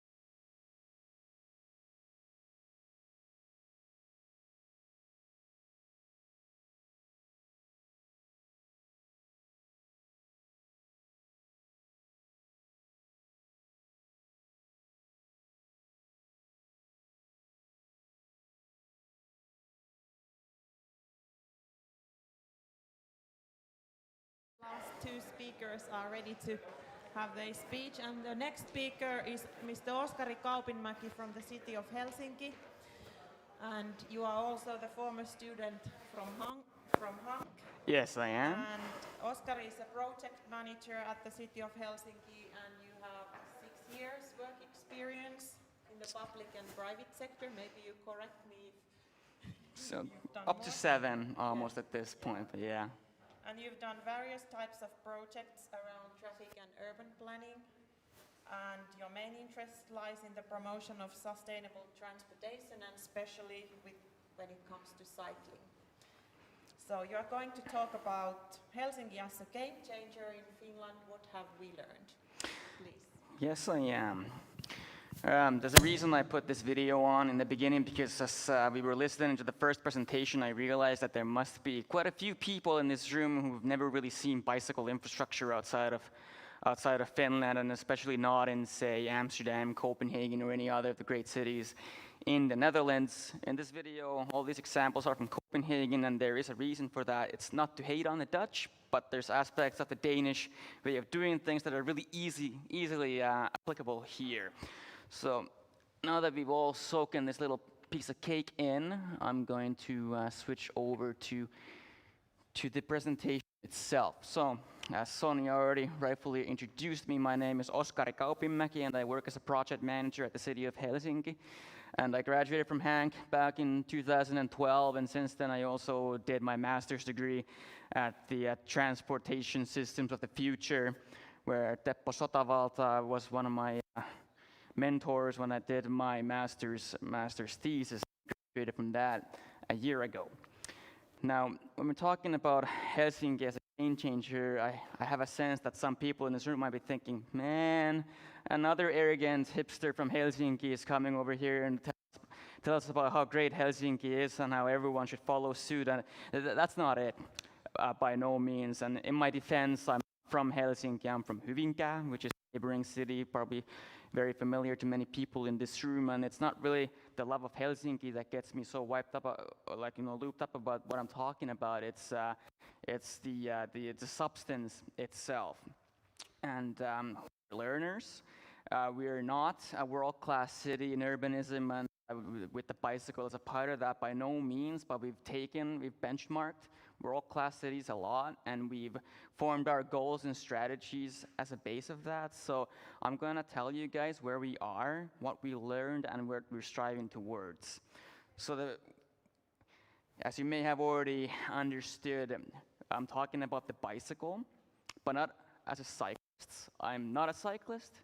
I'm just a lazy human being living in a city who uses various different modes of transportation to get from point A to point B. And well, the funny thing is, though, that quite often the bicycle turns out to be my main mode of transportation, but I don't identify myself as a cyclist because it's a tool, like a vacuum cleaner. And I'm sure many people in this room don't really identify yourself as vacuum cleaners. You use that to clean your house. So to me, it's the same difference, really.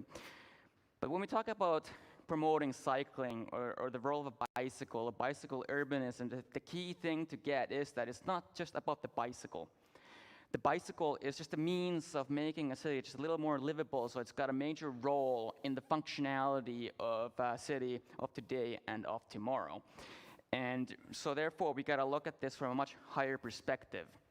And the first, and one of the most important things that we've learned is that when you want to create a livable city, a vibrant city where getting from point A to point B with the bicycle is easy, so you gotta have political will. Because if you don't have political will, you're not gonna have money, and you're not gonna have the support from the local government to change the way things are done in the infrastructure. You're not gonna get hard infrastructure, and therefore you're not gonna really promote anything. Therefore, at the city of Helsinki, we have a really humble city strategy. We wanna be the most functional city in the world, and it should be obvious that if you want to be the most functional city in the world, it should be very, very easy and safe to get from point A to point B on a bicycle in that most functional city. If it's not, it would be really embarrassing to call ourselves the most functional city in the world. And we have an urban mobility strategy, and this is the thing. We often hear that, what about the pedestrians? And I think the only mistake we make is we don't talk about that enough. The most important mode of transportation in the city is walking, then cycling, then public transportation, goods transportation, and cars. We often talk about or question ourselves on whether or not cars are going to be disappearing from our cities, and I can tell you, no, they're not going to. The car is a really useful tool on longer trips, and it will always play a role in the transportation system, even in our cities and especially abroad. And we always hear that Finland is a big country with long distances, and then a lot of those trips can be done by car. So they will stay, but they will not be the most dominant mode of transportation, and that's the really big thing. So we're kind of turning a really big tanker ship around on that. And of course, if we want to do something about cycling, we need to have a plan on how we're going to do it. So we have a cycling strategy that kind of is formed around 4 major principles or like topics, which are politics that I already mentioned. The second most important thing is infrastructure. Without infrastructure, it's useless to put services on the infrastructure, because you got to have a platform that people can use to move around with these different mobility options. We need services. However, I mean, when we have the infrastructure, we got to give people some sort of a way of using that. Of course, 90% of Finnish people own a bicycle. That's not emphasized enough, because, you know, city bikes and stuff like that, they get a lot of attention, a lot of hype, but it's a good thing to remember that we also, the regular bicycle, the regular kaunotarkulkuri will become easier and easier to use once we create an environment where it's easy. And of course, communication. The really important thing about communication is that, well, I'm going to get to that later, but it's how we talk about things. And the one big mistake we do in this country and still keep doing is that we overly emphasize the risks or the dangers related to cycling, when really we should be focusing on the benefits. And that's a shame on a lot of us, really, and we want to change that. And we got to have a goal. We heard from our Dutch representative that they've measured their model share for cycling, and then funny remark. So what? What do we do with that information? Well, we really like to compare model shares in this country, and we know that if you're at 10% level for cycling, it's pretty good already. Considering the infrastructure and the environment and all that we have here, if we're at 10%, it's a good starting point. The thing is that we signed the Charter of Brussels back in 2009, where we pushed that we'd rise the model share for cycling up to 15% next year. And I'm going to, honesty is a good attribute to have, and I'm going to be honest, we're not going to reach 15% by next year, because we are at 11 currently, and unless someone here has a magic trick up their sleeve in which to make that happen, I know that it's just not feasible. But we know why that is, and I'm going to get to that soon as well.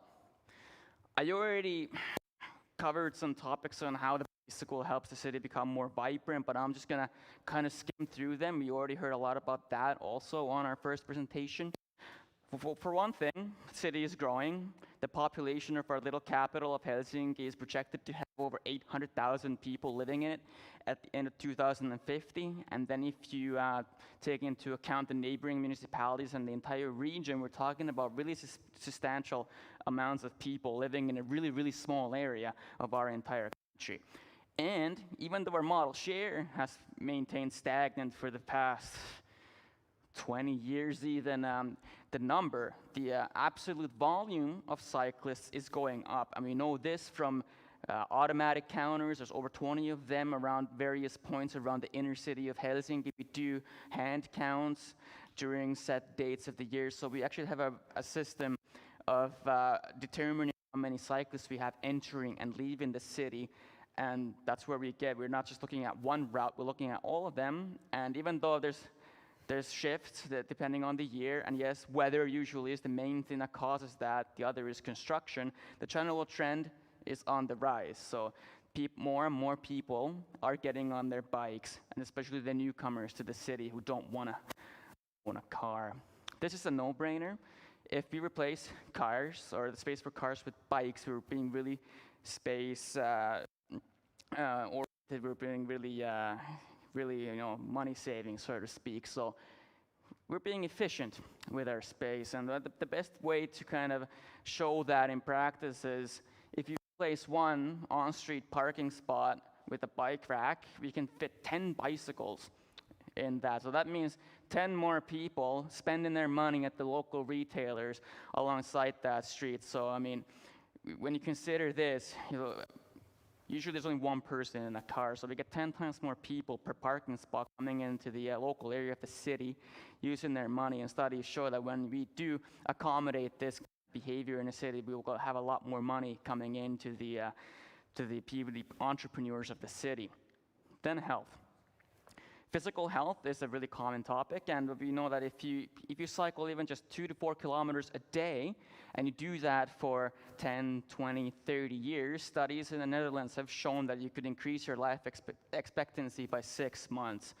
Of course, that's not an absolute truth. I can't promise every single one of you in this room that if you start riding your bike now, you're gonna live 6 months longer, but it all goes to show, though, that even that little extra movement per day will improve your health, especially if you're in a habit of not really doing any sports. But even if you are, I read about another study that showed when we talk about children is that the amount of extracurricular activities that children engage in has not really changed in the past 20 years, but yet they're getting fat. So there's another problem, and the biggest problem that the study concluded was that back in the day, children walked their bike to school. Now they're being driven by their parents because it's all of a sudden unsafe for some reason. And you know what really is making it unsafe is the growing number of cars circling around the schools, making the traffic environment for walking and biking children really hazardous. And then the other thing is that instead of walking to the grocery store, if your neighborhood, we're driving to the Prisma 10 kilometers away because it's cheaper. And then we forget that driving 10 kilometers does waste gas, however. And then there's the environmental aspect. Of course. Every single trip that's not made by a car, but it's made by something else, we're reducing carbon emissions, and there's a carbon neutrality program in the city of Helsinki, and they actually calculated that this will not sound so substantial, but bear with me. If we double the volume of cyclists in the city of Helsinki by 2035, it could reduce carbon emissions in the entire city by 2%. So that doesn't sound like a lot, that's true, but then again, when we consider how much effort we need to put in all kinds of things in order to reduce the emissions, that still becomes a really crucial part of the entire package. But you also notice that we're not promoting cycling just because of the environment. There's many other aspects, and that's why I like to say it's just making a more livable city. That's the main goal, a healthy and safe city. And this is one thing that will often persuade people to even try it. Is if you look at downtown Helsinki, and how far you can get from the railway station in half an hour of biking, and you basically beat public transportation almost on all trips, and at rush hour you also beat car trips. So on short trips under 5 kilometers, the bicycle is a really competitive form in terms of travel time. And people also tend to say that they enjoy it more, it's more fun, but if you just want crude data, it's faster. But yes, I know if you're gonna, for example, compare trips between Hyvinkää and Riihimäki, driving the car is faster, yes, because you have just a straight road. There's practically no traffic lights. So you gotta take the environment into attention, and that's when you realize that it's really crucial to really bring the bicycle to the next level in cities, where we are, as you are well aware, dealing with transport challenges. So the other thing is, talk about making a livable city. When you make a city that invites people to ride on their bicycles, it also tends to create areas where people, meet and they become social and they just stop there and spend time. So there's an entire urban life aspect to it. And one of the key factors contributing to that is that when you're riding on a bike, when anyone's riding on a bike, they tend to stop more, kind of feel the area, feel the space. And when there's not a constant flow of cars going right by an area, it becomes more attractive, naturally. And I mentioned walking right at the beginning, and we often, or semi-often, get criticism saying that you've forgotten about the pedestrians and you are promoting cycling at the expense of the pedestrians. But I say, no, we're doing the contrary. Everyone in this room knows that what a kevyen liikenteen väylä is. That's what we call a bike path. What we used to call a bike path. Light traffic pathway, which means mixing pedestrians and bicycles on the same 3-meter wide path everywhere. Is that a good idea? In the city? Wow, I would have expected a Dutch person to say never mix, but we've learned, from the Danes anyway, that never ever mix pedestrians and cyclists. And back in 1968, when we looked at Sweden and what they're doing, we thought that was a good idea. So this entire network of light traffic pathways formed all over Finland. And now what we're doing is we're separating, and we are taking space from cars. Of course, I have to admit, mistakes are still being made where we are really reluctant to take that space away from cars, and still sometimes we do end up doing this at the expense of the pedestrians. But the goal is, as you see in this picture, there's a really nice bicycle highway in Huopalahti, Helsinki, and it's really clear where the pedestrians should go and where the cyclists should go. And also, bicycle infrastructure is really cheap. And not only is it cheap, it creates money. So if you look at it from a business perspective, it's a really, really profitable business model, and you should really have no reason not to invest money into cycling. And a study was performed in Helsinki back in 2014 when our first 2.0 bicycle strategy was being made, and it concluded that every single, I emphasize, properly invested euro into cycling will yield a 7.8 euro benefit. But I cannot stress properly enough. If you invest 1 euro into really crappy bicycle infrastructure, you will not see these benefits. So quality really matters. So how do we reach the goal of becoming the most functional city in the world and having a bicycle model share of 20% by 2035? This is straight from the Crown manual, the design manual for bicycle traffic that some people also like to call the Bible at the Urban Environment Division. So these have been kind of thrown out there bit by bit. What do you need to create good bicycle infrastructure? What do you need to attract people to cycle? And then the most direct route was already mentioned, that's number 2. But you also need cohesion. You need to be able to get everywhere, and you also kind of need to know where your place is. It has to be safe. And when it comes to safety, the best way to improve safety for people on bikes and people who are walking is to create a safe environment for them to move. And when it comes to biking, it means that on busy streets with a lot of car traffic and with high speeds, we physically separate bicycles always.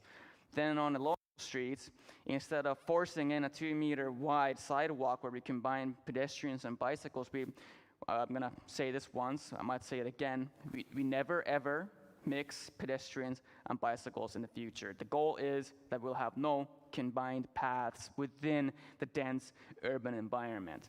But a combined path does work if you are in a rural area with low volumes of pedestrians.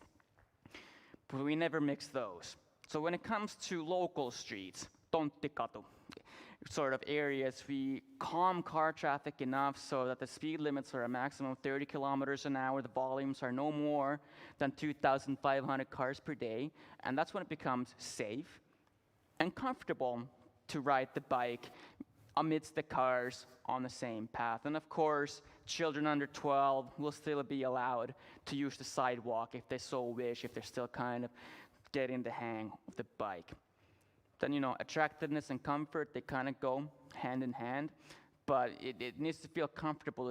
You need to pretty much feel like you're sitting on a couch. I might be exaggerating a bit, but it doesn't have to feel like a burden to ride the bike where you're doing it. So I mentioned that we have a goal of getting up to 15% next year, and why we're not getting there. I'll get to the reason very soon. I mentioned how we talk about cycling, and this picture really speaks for itself, but there's a common misconception that cycling is more like a sport in Finland, but we need to talk about the other 99%. so to speak. Cycling should be so easy, so attractive that you would not have to gear up to go bike. And you will see this if you go to cities in Finland already. People in their normal clothes, even in their dresses, or the men in suits, as we saw from the Netherlands, riding their bike. That's recreational sports. When we talk about promoting cycling in cities, we want to see more people like that on their bikes. If you see that, you know you've succeeded. So, why we haven't reached 15%? I realize I'm running a little late on my schedule, so I'm going to try this up a bit. You all came here, you sat down on a chair, and you didn't really even think about it. You just sat down because chair is really familiar to all of us, and it's really comfortable. But I dare say, if the chair looked like that, not too many of you would have sat down. And the hidden meaning behind this is that riding a bike in the city should be just as easy as sitting on a chair. And if we look at the way that we thought about cycling before, which was that we have the city streets here, then in orange we see the streets where you can either drive a car or walk. Traditionally, we've drawn these scattered paths where we thought that's where the cyclists want to go. In other words, that's where we can put the bicycle infrastructure in without taking any space away from cars. And we've learned that that's wrong. The people on bikes want to go to the exact same places in the city as the people in cars or the people who walk. So we got to follow this kind of a principle when it comes to the designing our streets. And yes, the car is welcome, but we do not need to make the A to B most direct for the car. But we still need to accommodate that. And how to get there is equilibrium. We do need to plan for cars in order to properly plan for bikes, and that means that we need to have a good idea of the network, of the traffic network in the city. And we've heard of many different classifications: main streets, local streets, arterial streets, secondary local streets, secondary main streets. And I mean, in some plans, there's a horribly long list of different category streets, but we need to kind of simplify things in order to make it work. And this is the way the Danes do it. They say, these are main streets. They might differ a bit, but all these streets have more than 2,500 cars on them, and the speed limit is over 30 kilometers an hour. So they're traffic streets. Main streets, we have to separate cycling.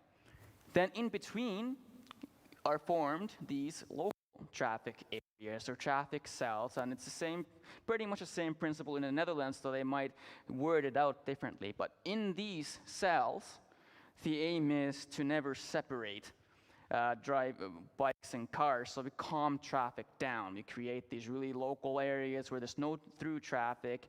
It's just destinations. And hence, the quote from one of our CLAPE planners is that the best bicycle traffic plan is a good car traffic plan. If we fail this stage, we're going to run into a lot of trouble later. So we got to invest. I said bicycle infrastructure is cheap, and yes, it is if you compare it to car or rail infrastructure, but we still need money. This year, the city of Helsinki invested 14.8 million euros into cycling, so that's 11% of our total transport budget. The UN recommends we do 20. So we're kind of paying attention to that. Next year, the budget's going to be raised to 19.5 million euros. That's going to be about 13% of our total transport budget. So we're getting there. We're getting there. We've got to listen to the people. As we can't be just planners sitting behind our desk thinking we know what's best. We need to engage. We need to go out there. We need to participate them. We need to ask them questions. And we've done that in Helsinki, and according to that is how we've done our things. And data. Data was mentioned earlier, and we definitely use that. We count cyclists, and we've developed a model for cycling. And we've calibrated that based on the actual things out in the field. And even in Helsinki, on peak days, we see up to 10,000 cyclists on some routes, like Lauttasaaren silta, Töölönlahti, and even Pitkäsilta. So as we saw earlier, these are really comparable already to the Dutch numbers. But they fall shy from Copenhagen, where the busiest routes have up to 60,000 cyclists a day. So we have a network plan for the entire city. We're building Copenhagen-style infrastructure. It's still scattered, but we're getting there. And the main theme of this is that every single destination has to be reached by bike. We also have a plan for our bicycle highways. And someone asked, what does a bicycle highway look like? And there's two examples from Helsinki. And basically, just like in the Netherlands, they need to have priority, and the minimum width is 4 meters, and we do not mix with pedestrians. And we brought this into the zoning. So Helsingin yleiskaava, it's protected by law now, so we're kind of obligated to build them. We developed a brand for cycling, and the goal is that once we build this new infrastructure, we'll put different totems or signage or wayfinding in place so people know, okay, now I'm using this new infrastructure that was built here for us. We have a marketing strategy. We kind of want to be catchy with the way we talk about it so that people will think, oh, it's actually fun. Make them smile, make them laugh, but have a new perspective. And it's also been involved in the regional traffic plans. I'm kind of just scattering through these now because there's some repetition. And the thing to remember, as I already mentioned earlier, this really correlates with the best bicycle plan is a good car traffic plan. So when we're starting planning at a zoning level, if we haven't taken cycling into account, we'd be going the wrong way. And if at street planning level, we notice that, whoops, we went the wrong way, it's a little too late. So it has to be kept in mind all throughout the planning process. We have open guidelines. I'm not going to go into them anymore because the only lesson we've learned here is that we need to share information. We're doing that, and we're educating people now, and we're saying it works in the Netherlands, it works in Denmark, and it can also work here, and it does. And we're communicating it. We have a blog that we use to tell people what we're doing. We have improved bicycle parking, and it's actually the thing that we've done the best because it turns out it's the easiest thing to improve. Maintenance. Winter is often talked about, and we have 35 kilometers of salted and brushed routes, so you can ride your bike in summer tires all throughout the winter. Of course, 35 kilometers is not the entire network, so we're not quite there yet. And like I said in the beginning, we still have challenges, and we need to face them. I'm just going to skip through that. So we're learning from the best. We look towards Copenhagen, we look towards Amsterdam and all of the Netherlands, and we also look at things that are done in Sweden because, if they do it in Sweden, we can of course do it here. And often people say, well, Copenhagen, it's a warm, temperate, sunny, southern city where it never snows. How different does that look from Finland? They really know it snows less in Copenhagen than it does in Helsinki, for example, but they have more equipment and more money to spend on winter clearance, so that's kind of a shame on us. So we know where we're going. The cycling volumes are on the rise, and we have the tools we need to get there. We still have some challenges like quality and stuff, the holistic approach, but we have a good momentum, and we know that we can get there by bike. Thank you.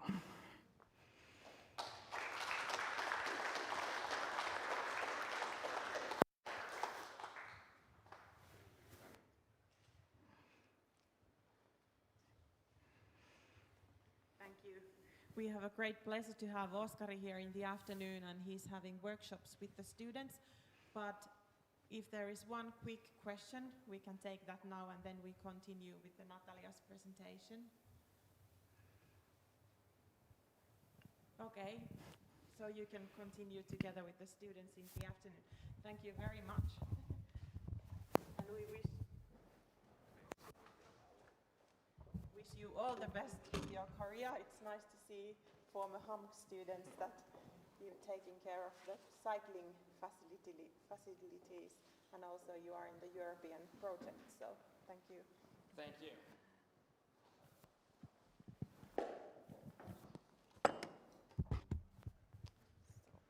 This one, it's like this.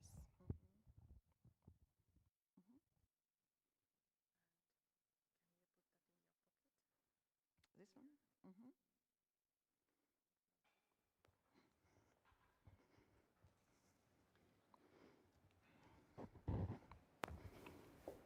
Our last speaker is Natalia Ivanova from the St. Petersburg State Transport University, welcome. And you are an associate professor and you have a PhD in technology.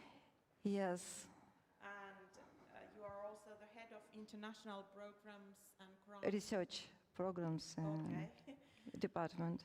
And you've done several transport and logistic projects and also been a visiting professor yes. to HAMK. But I am from Department of Computer Science, so I'm specialist more for computer science development. And you are going to talk about smart city. Is it fantasy or near future? Yes, absolutely right. Thanks a lot, Sonia.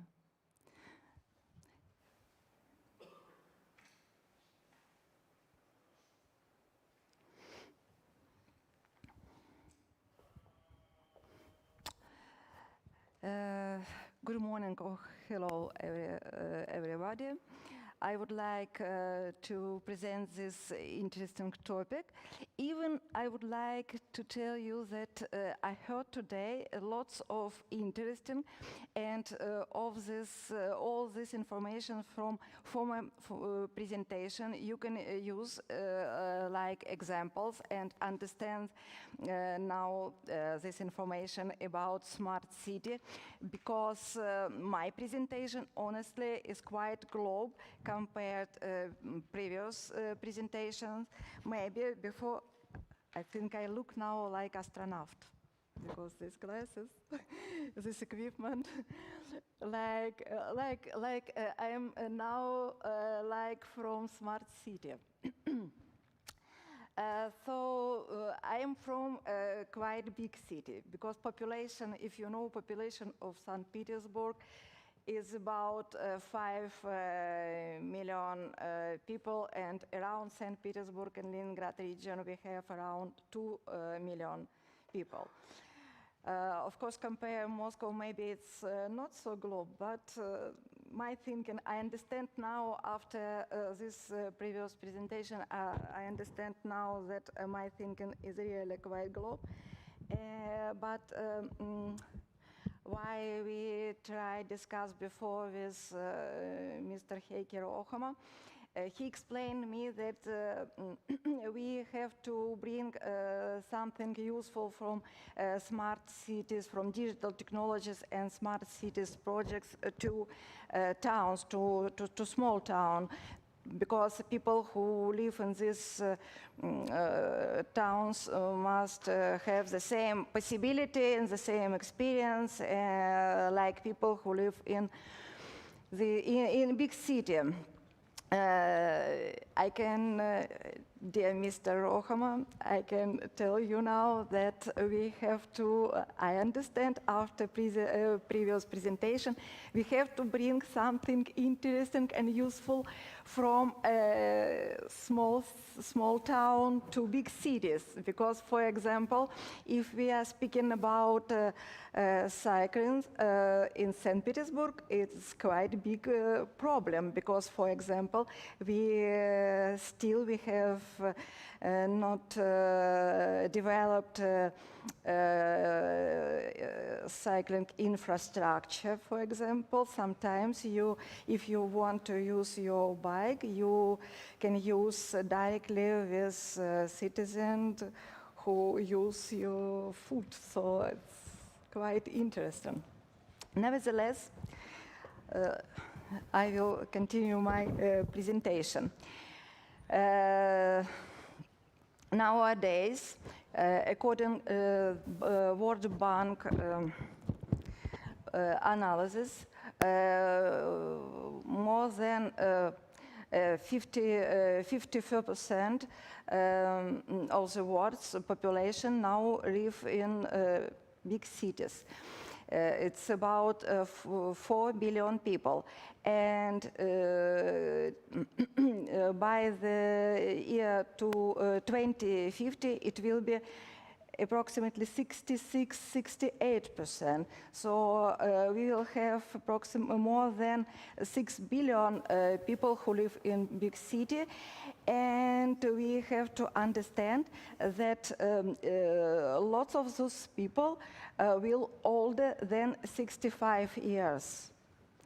So what can we do in this situation? Because we can, if we do nothing, and if we will not think about our future, we will have in near future aging infrastructure, shrinking budget, diverse population, increasing threats.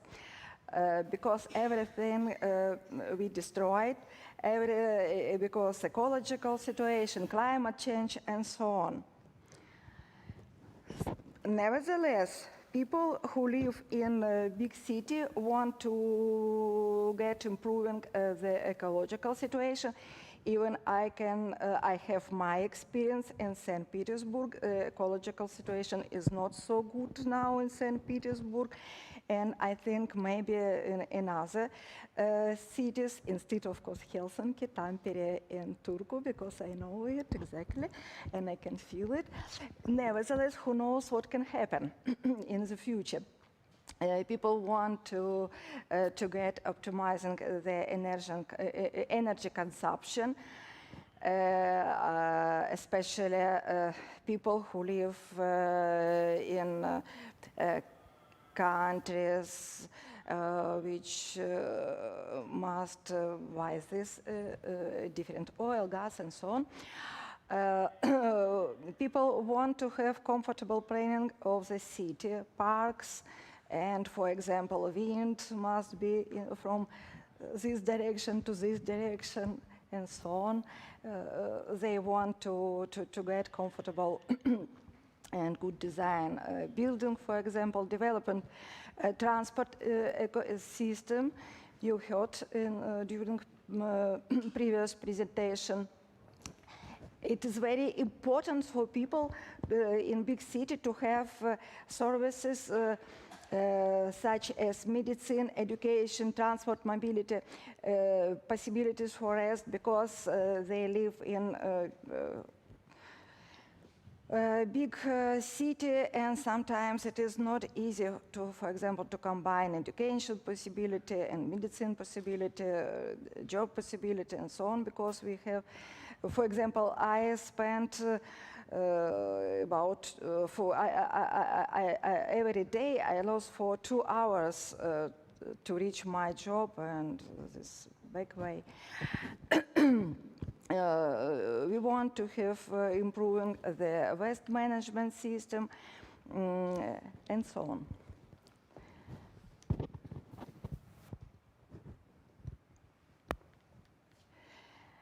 So all these people want to have a better condition and more comfortable life. What can we do in this situation? Because, for example, during this really strange situation, because, for example, climate change, we have to encourage people to use less energy, that we reduce carbon emissions, for example, and every city looking for the solution, how it's possible to improve life satisfying to these challenges. And we have to not only engage, we have to explain these people, and we have to explain these people and explain what can we do in this situation, coherent urban planning and so on. But I think most important, there is this issue. We have to improve our education, and we have to design maybe a new educational program for both, for our people, for students, and for adult people. Because if you want to live in smart city, and if you want to communicate with these different digital devices and to use digital technologies and application, we, first of all, we must be smart. We must to live in this city, we must to live around this different technology and understand not only advantages of these technologies, but in disadvantages. So main components of the future smart city you can see in this slide. So public transportation, IT, connectivity, water resources, power supply, e-governments, education, urban mobility, and waste management. What are the main objectives of smart city? To offer citizens of this smart city better quality of life, to drive cost saving for governments, citizens, and enterprises, efficient management of infrastructure and services. The smart city strategy based on the next smart technologies or direction. It would be more clear. First of all, Internet of Things and cloud computing. Second direction, information communication technologies and networks and different applications. And third, maybe quite important, this is data analytics or big data. Maybe later I will tell a little bit more about this direction. Now I would like to tell about Internet of Things. What is that?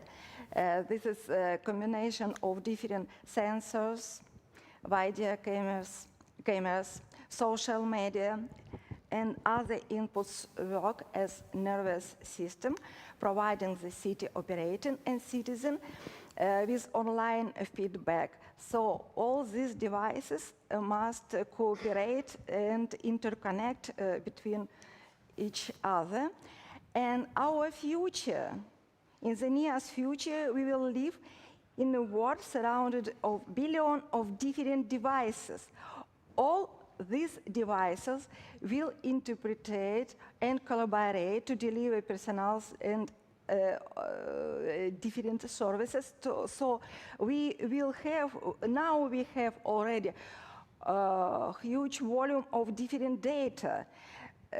Can you imagine what happened, for example, in 2050? We will have lots of different information, video, media, digits, and so on, text, and so on. And we have to do with all this information. We have to work with all this information. Internet of Things solution created a return on investment in areas, public safety, waste management, energy, and smart grids. And we can define a smart city as a city where we have to use all this application, all these devices, and we have to provide networking. And now, for example, mostly we use 3G and 4G network, but our future already this year and next year we will have a 5G network, and it will be around all world. Now about big data. Big data, this is my topic, and for example, it was my topic this year in China for China students, and I can say then they have lots of change now in China, and they have lots of quite clever students, and we can cooperate because they have absolutely a huge step to smart city and to use different digital technologies. So I would like to tell a little bit about big data. When I make my lecture, I understood that a lot of people understand this big data like huge volume of different information and data. But you should understand this is not only this data collection. This is different techniques for analysis of this data to make the decision and prediction. So it is very important to develop not only this Internet of Things, to develop different this analysis techniques and understand what can we do with this huge volume of data, with this video, with this different information from different sensors, from different video cameras and so on. How can we use it in our life to improve life for citizens in the city, because we have already and we have to live in this world. Now a little bit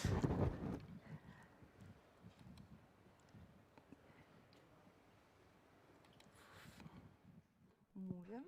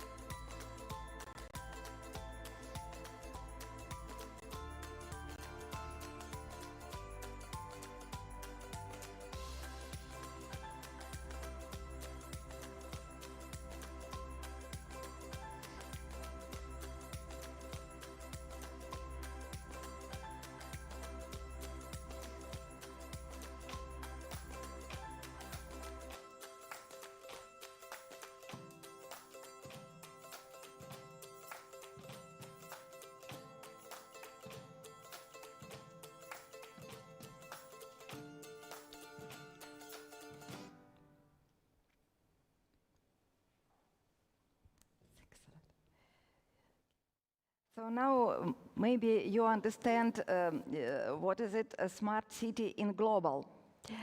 But nevertheless, maybe it would be more interesting to understand examples.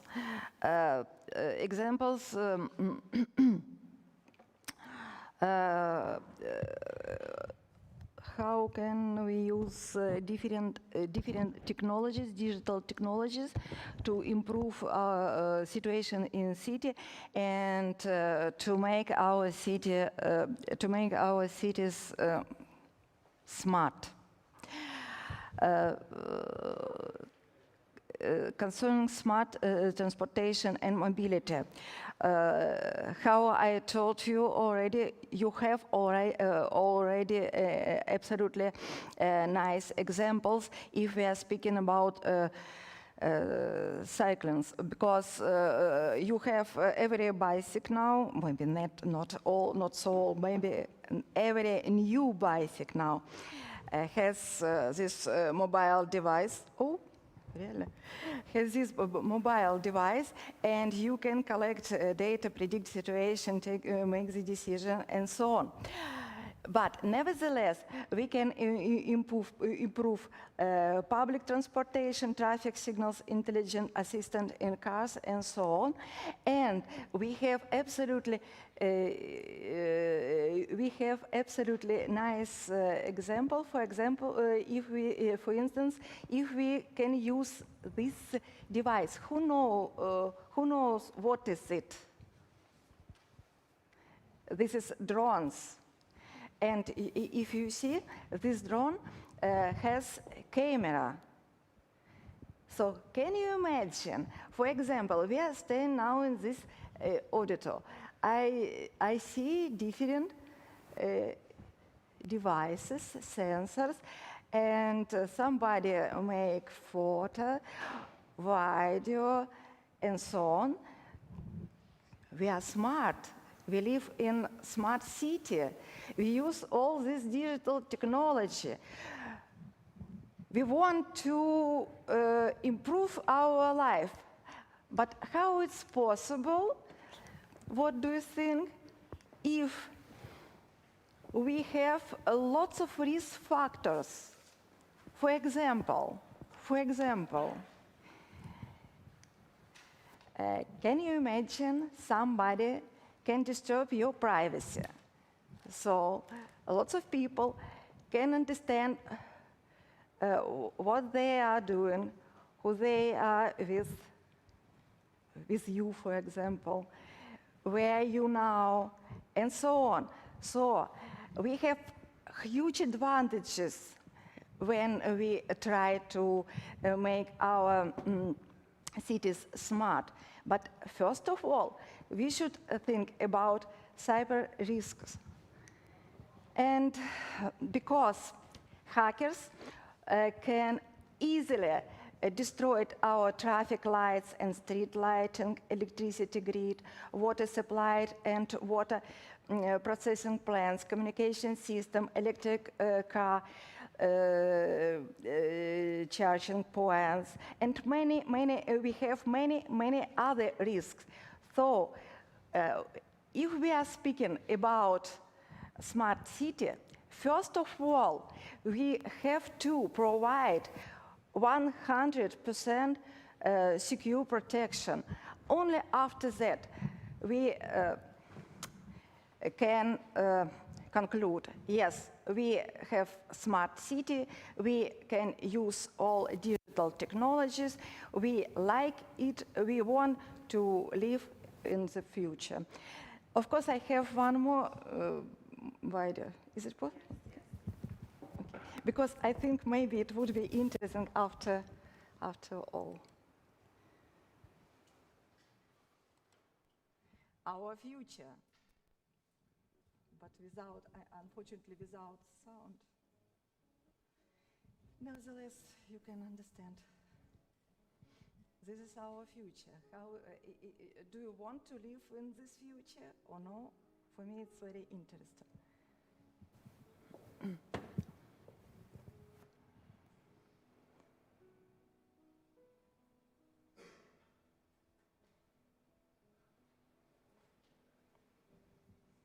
Something like cycling.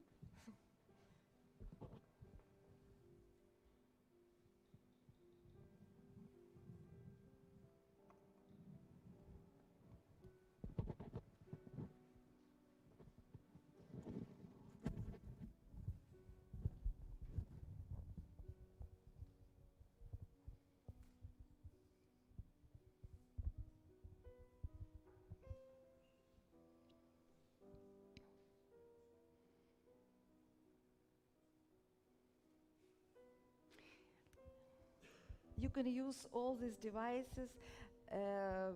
Come to St. Petersburg, it will be easy for you because this digital and smart technology, first of all, and second one, you can arrange now free of charge electronic visa to visit St. Petersburg for 1 week. So you're welcome to visit our absolutely nice city and to combine the best practice from Finland with best practice from St. Petersburg.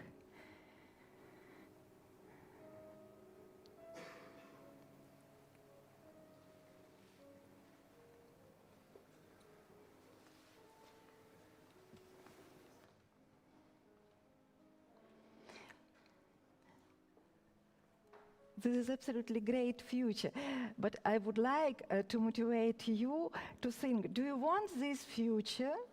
For me, it's very interesting to listen from people from Finland. And after I can explain why.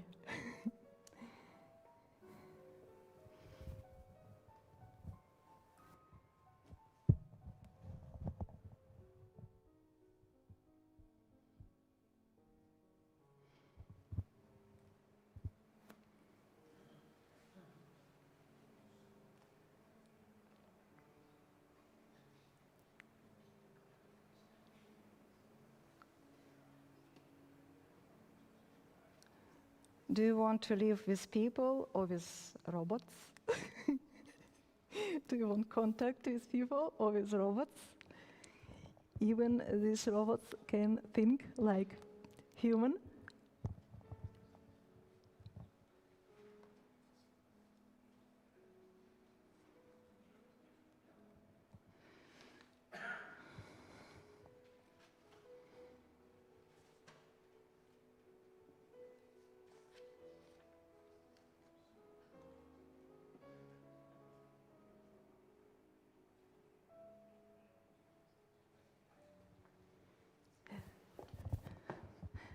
I can say that I love robots because this is first topic of my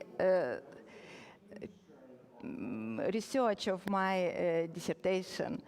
Nevertheless, for me, this question: do you want what I prefer to live around people and contact with people or with robotics?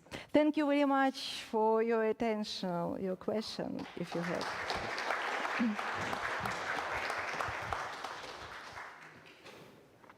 Thank you, Natalia, for the great, inspiring Thank you very presentation. much. And we are running out of the time a little bit, so maybe we continue talking sure. about this subject during the lunchtime. So we have a lunch break now, and I would like to thank you all for being here, and also these followers online. We had about 15-20 followers there during this morning, and also I would like to say thank you to IT students there behind, and Teemu Järvinen, their teacher, who've been helping us, and also Satu and Toni, Johanna, Saana, Heikki. Thank you, everyone. we are finished today, and we can still give big applause to our speakers.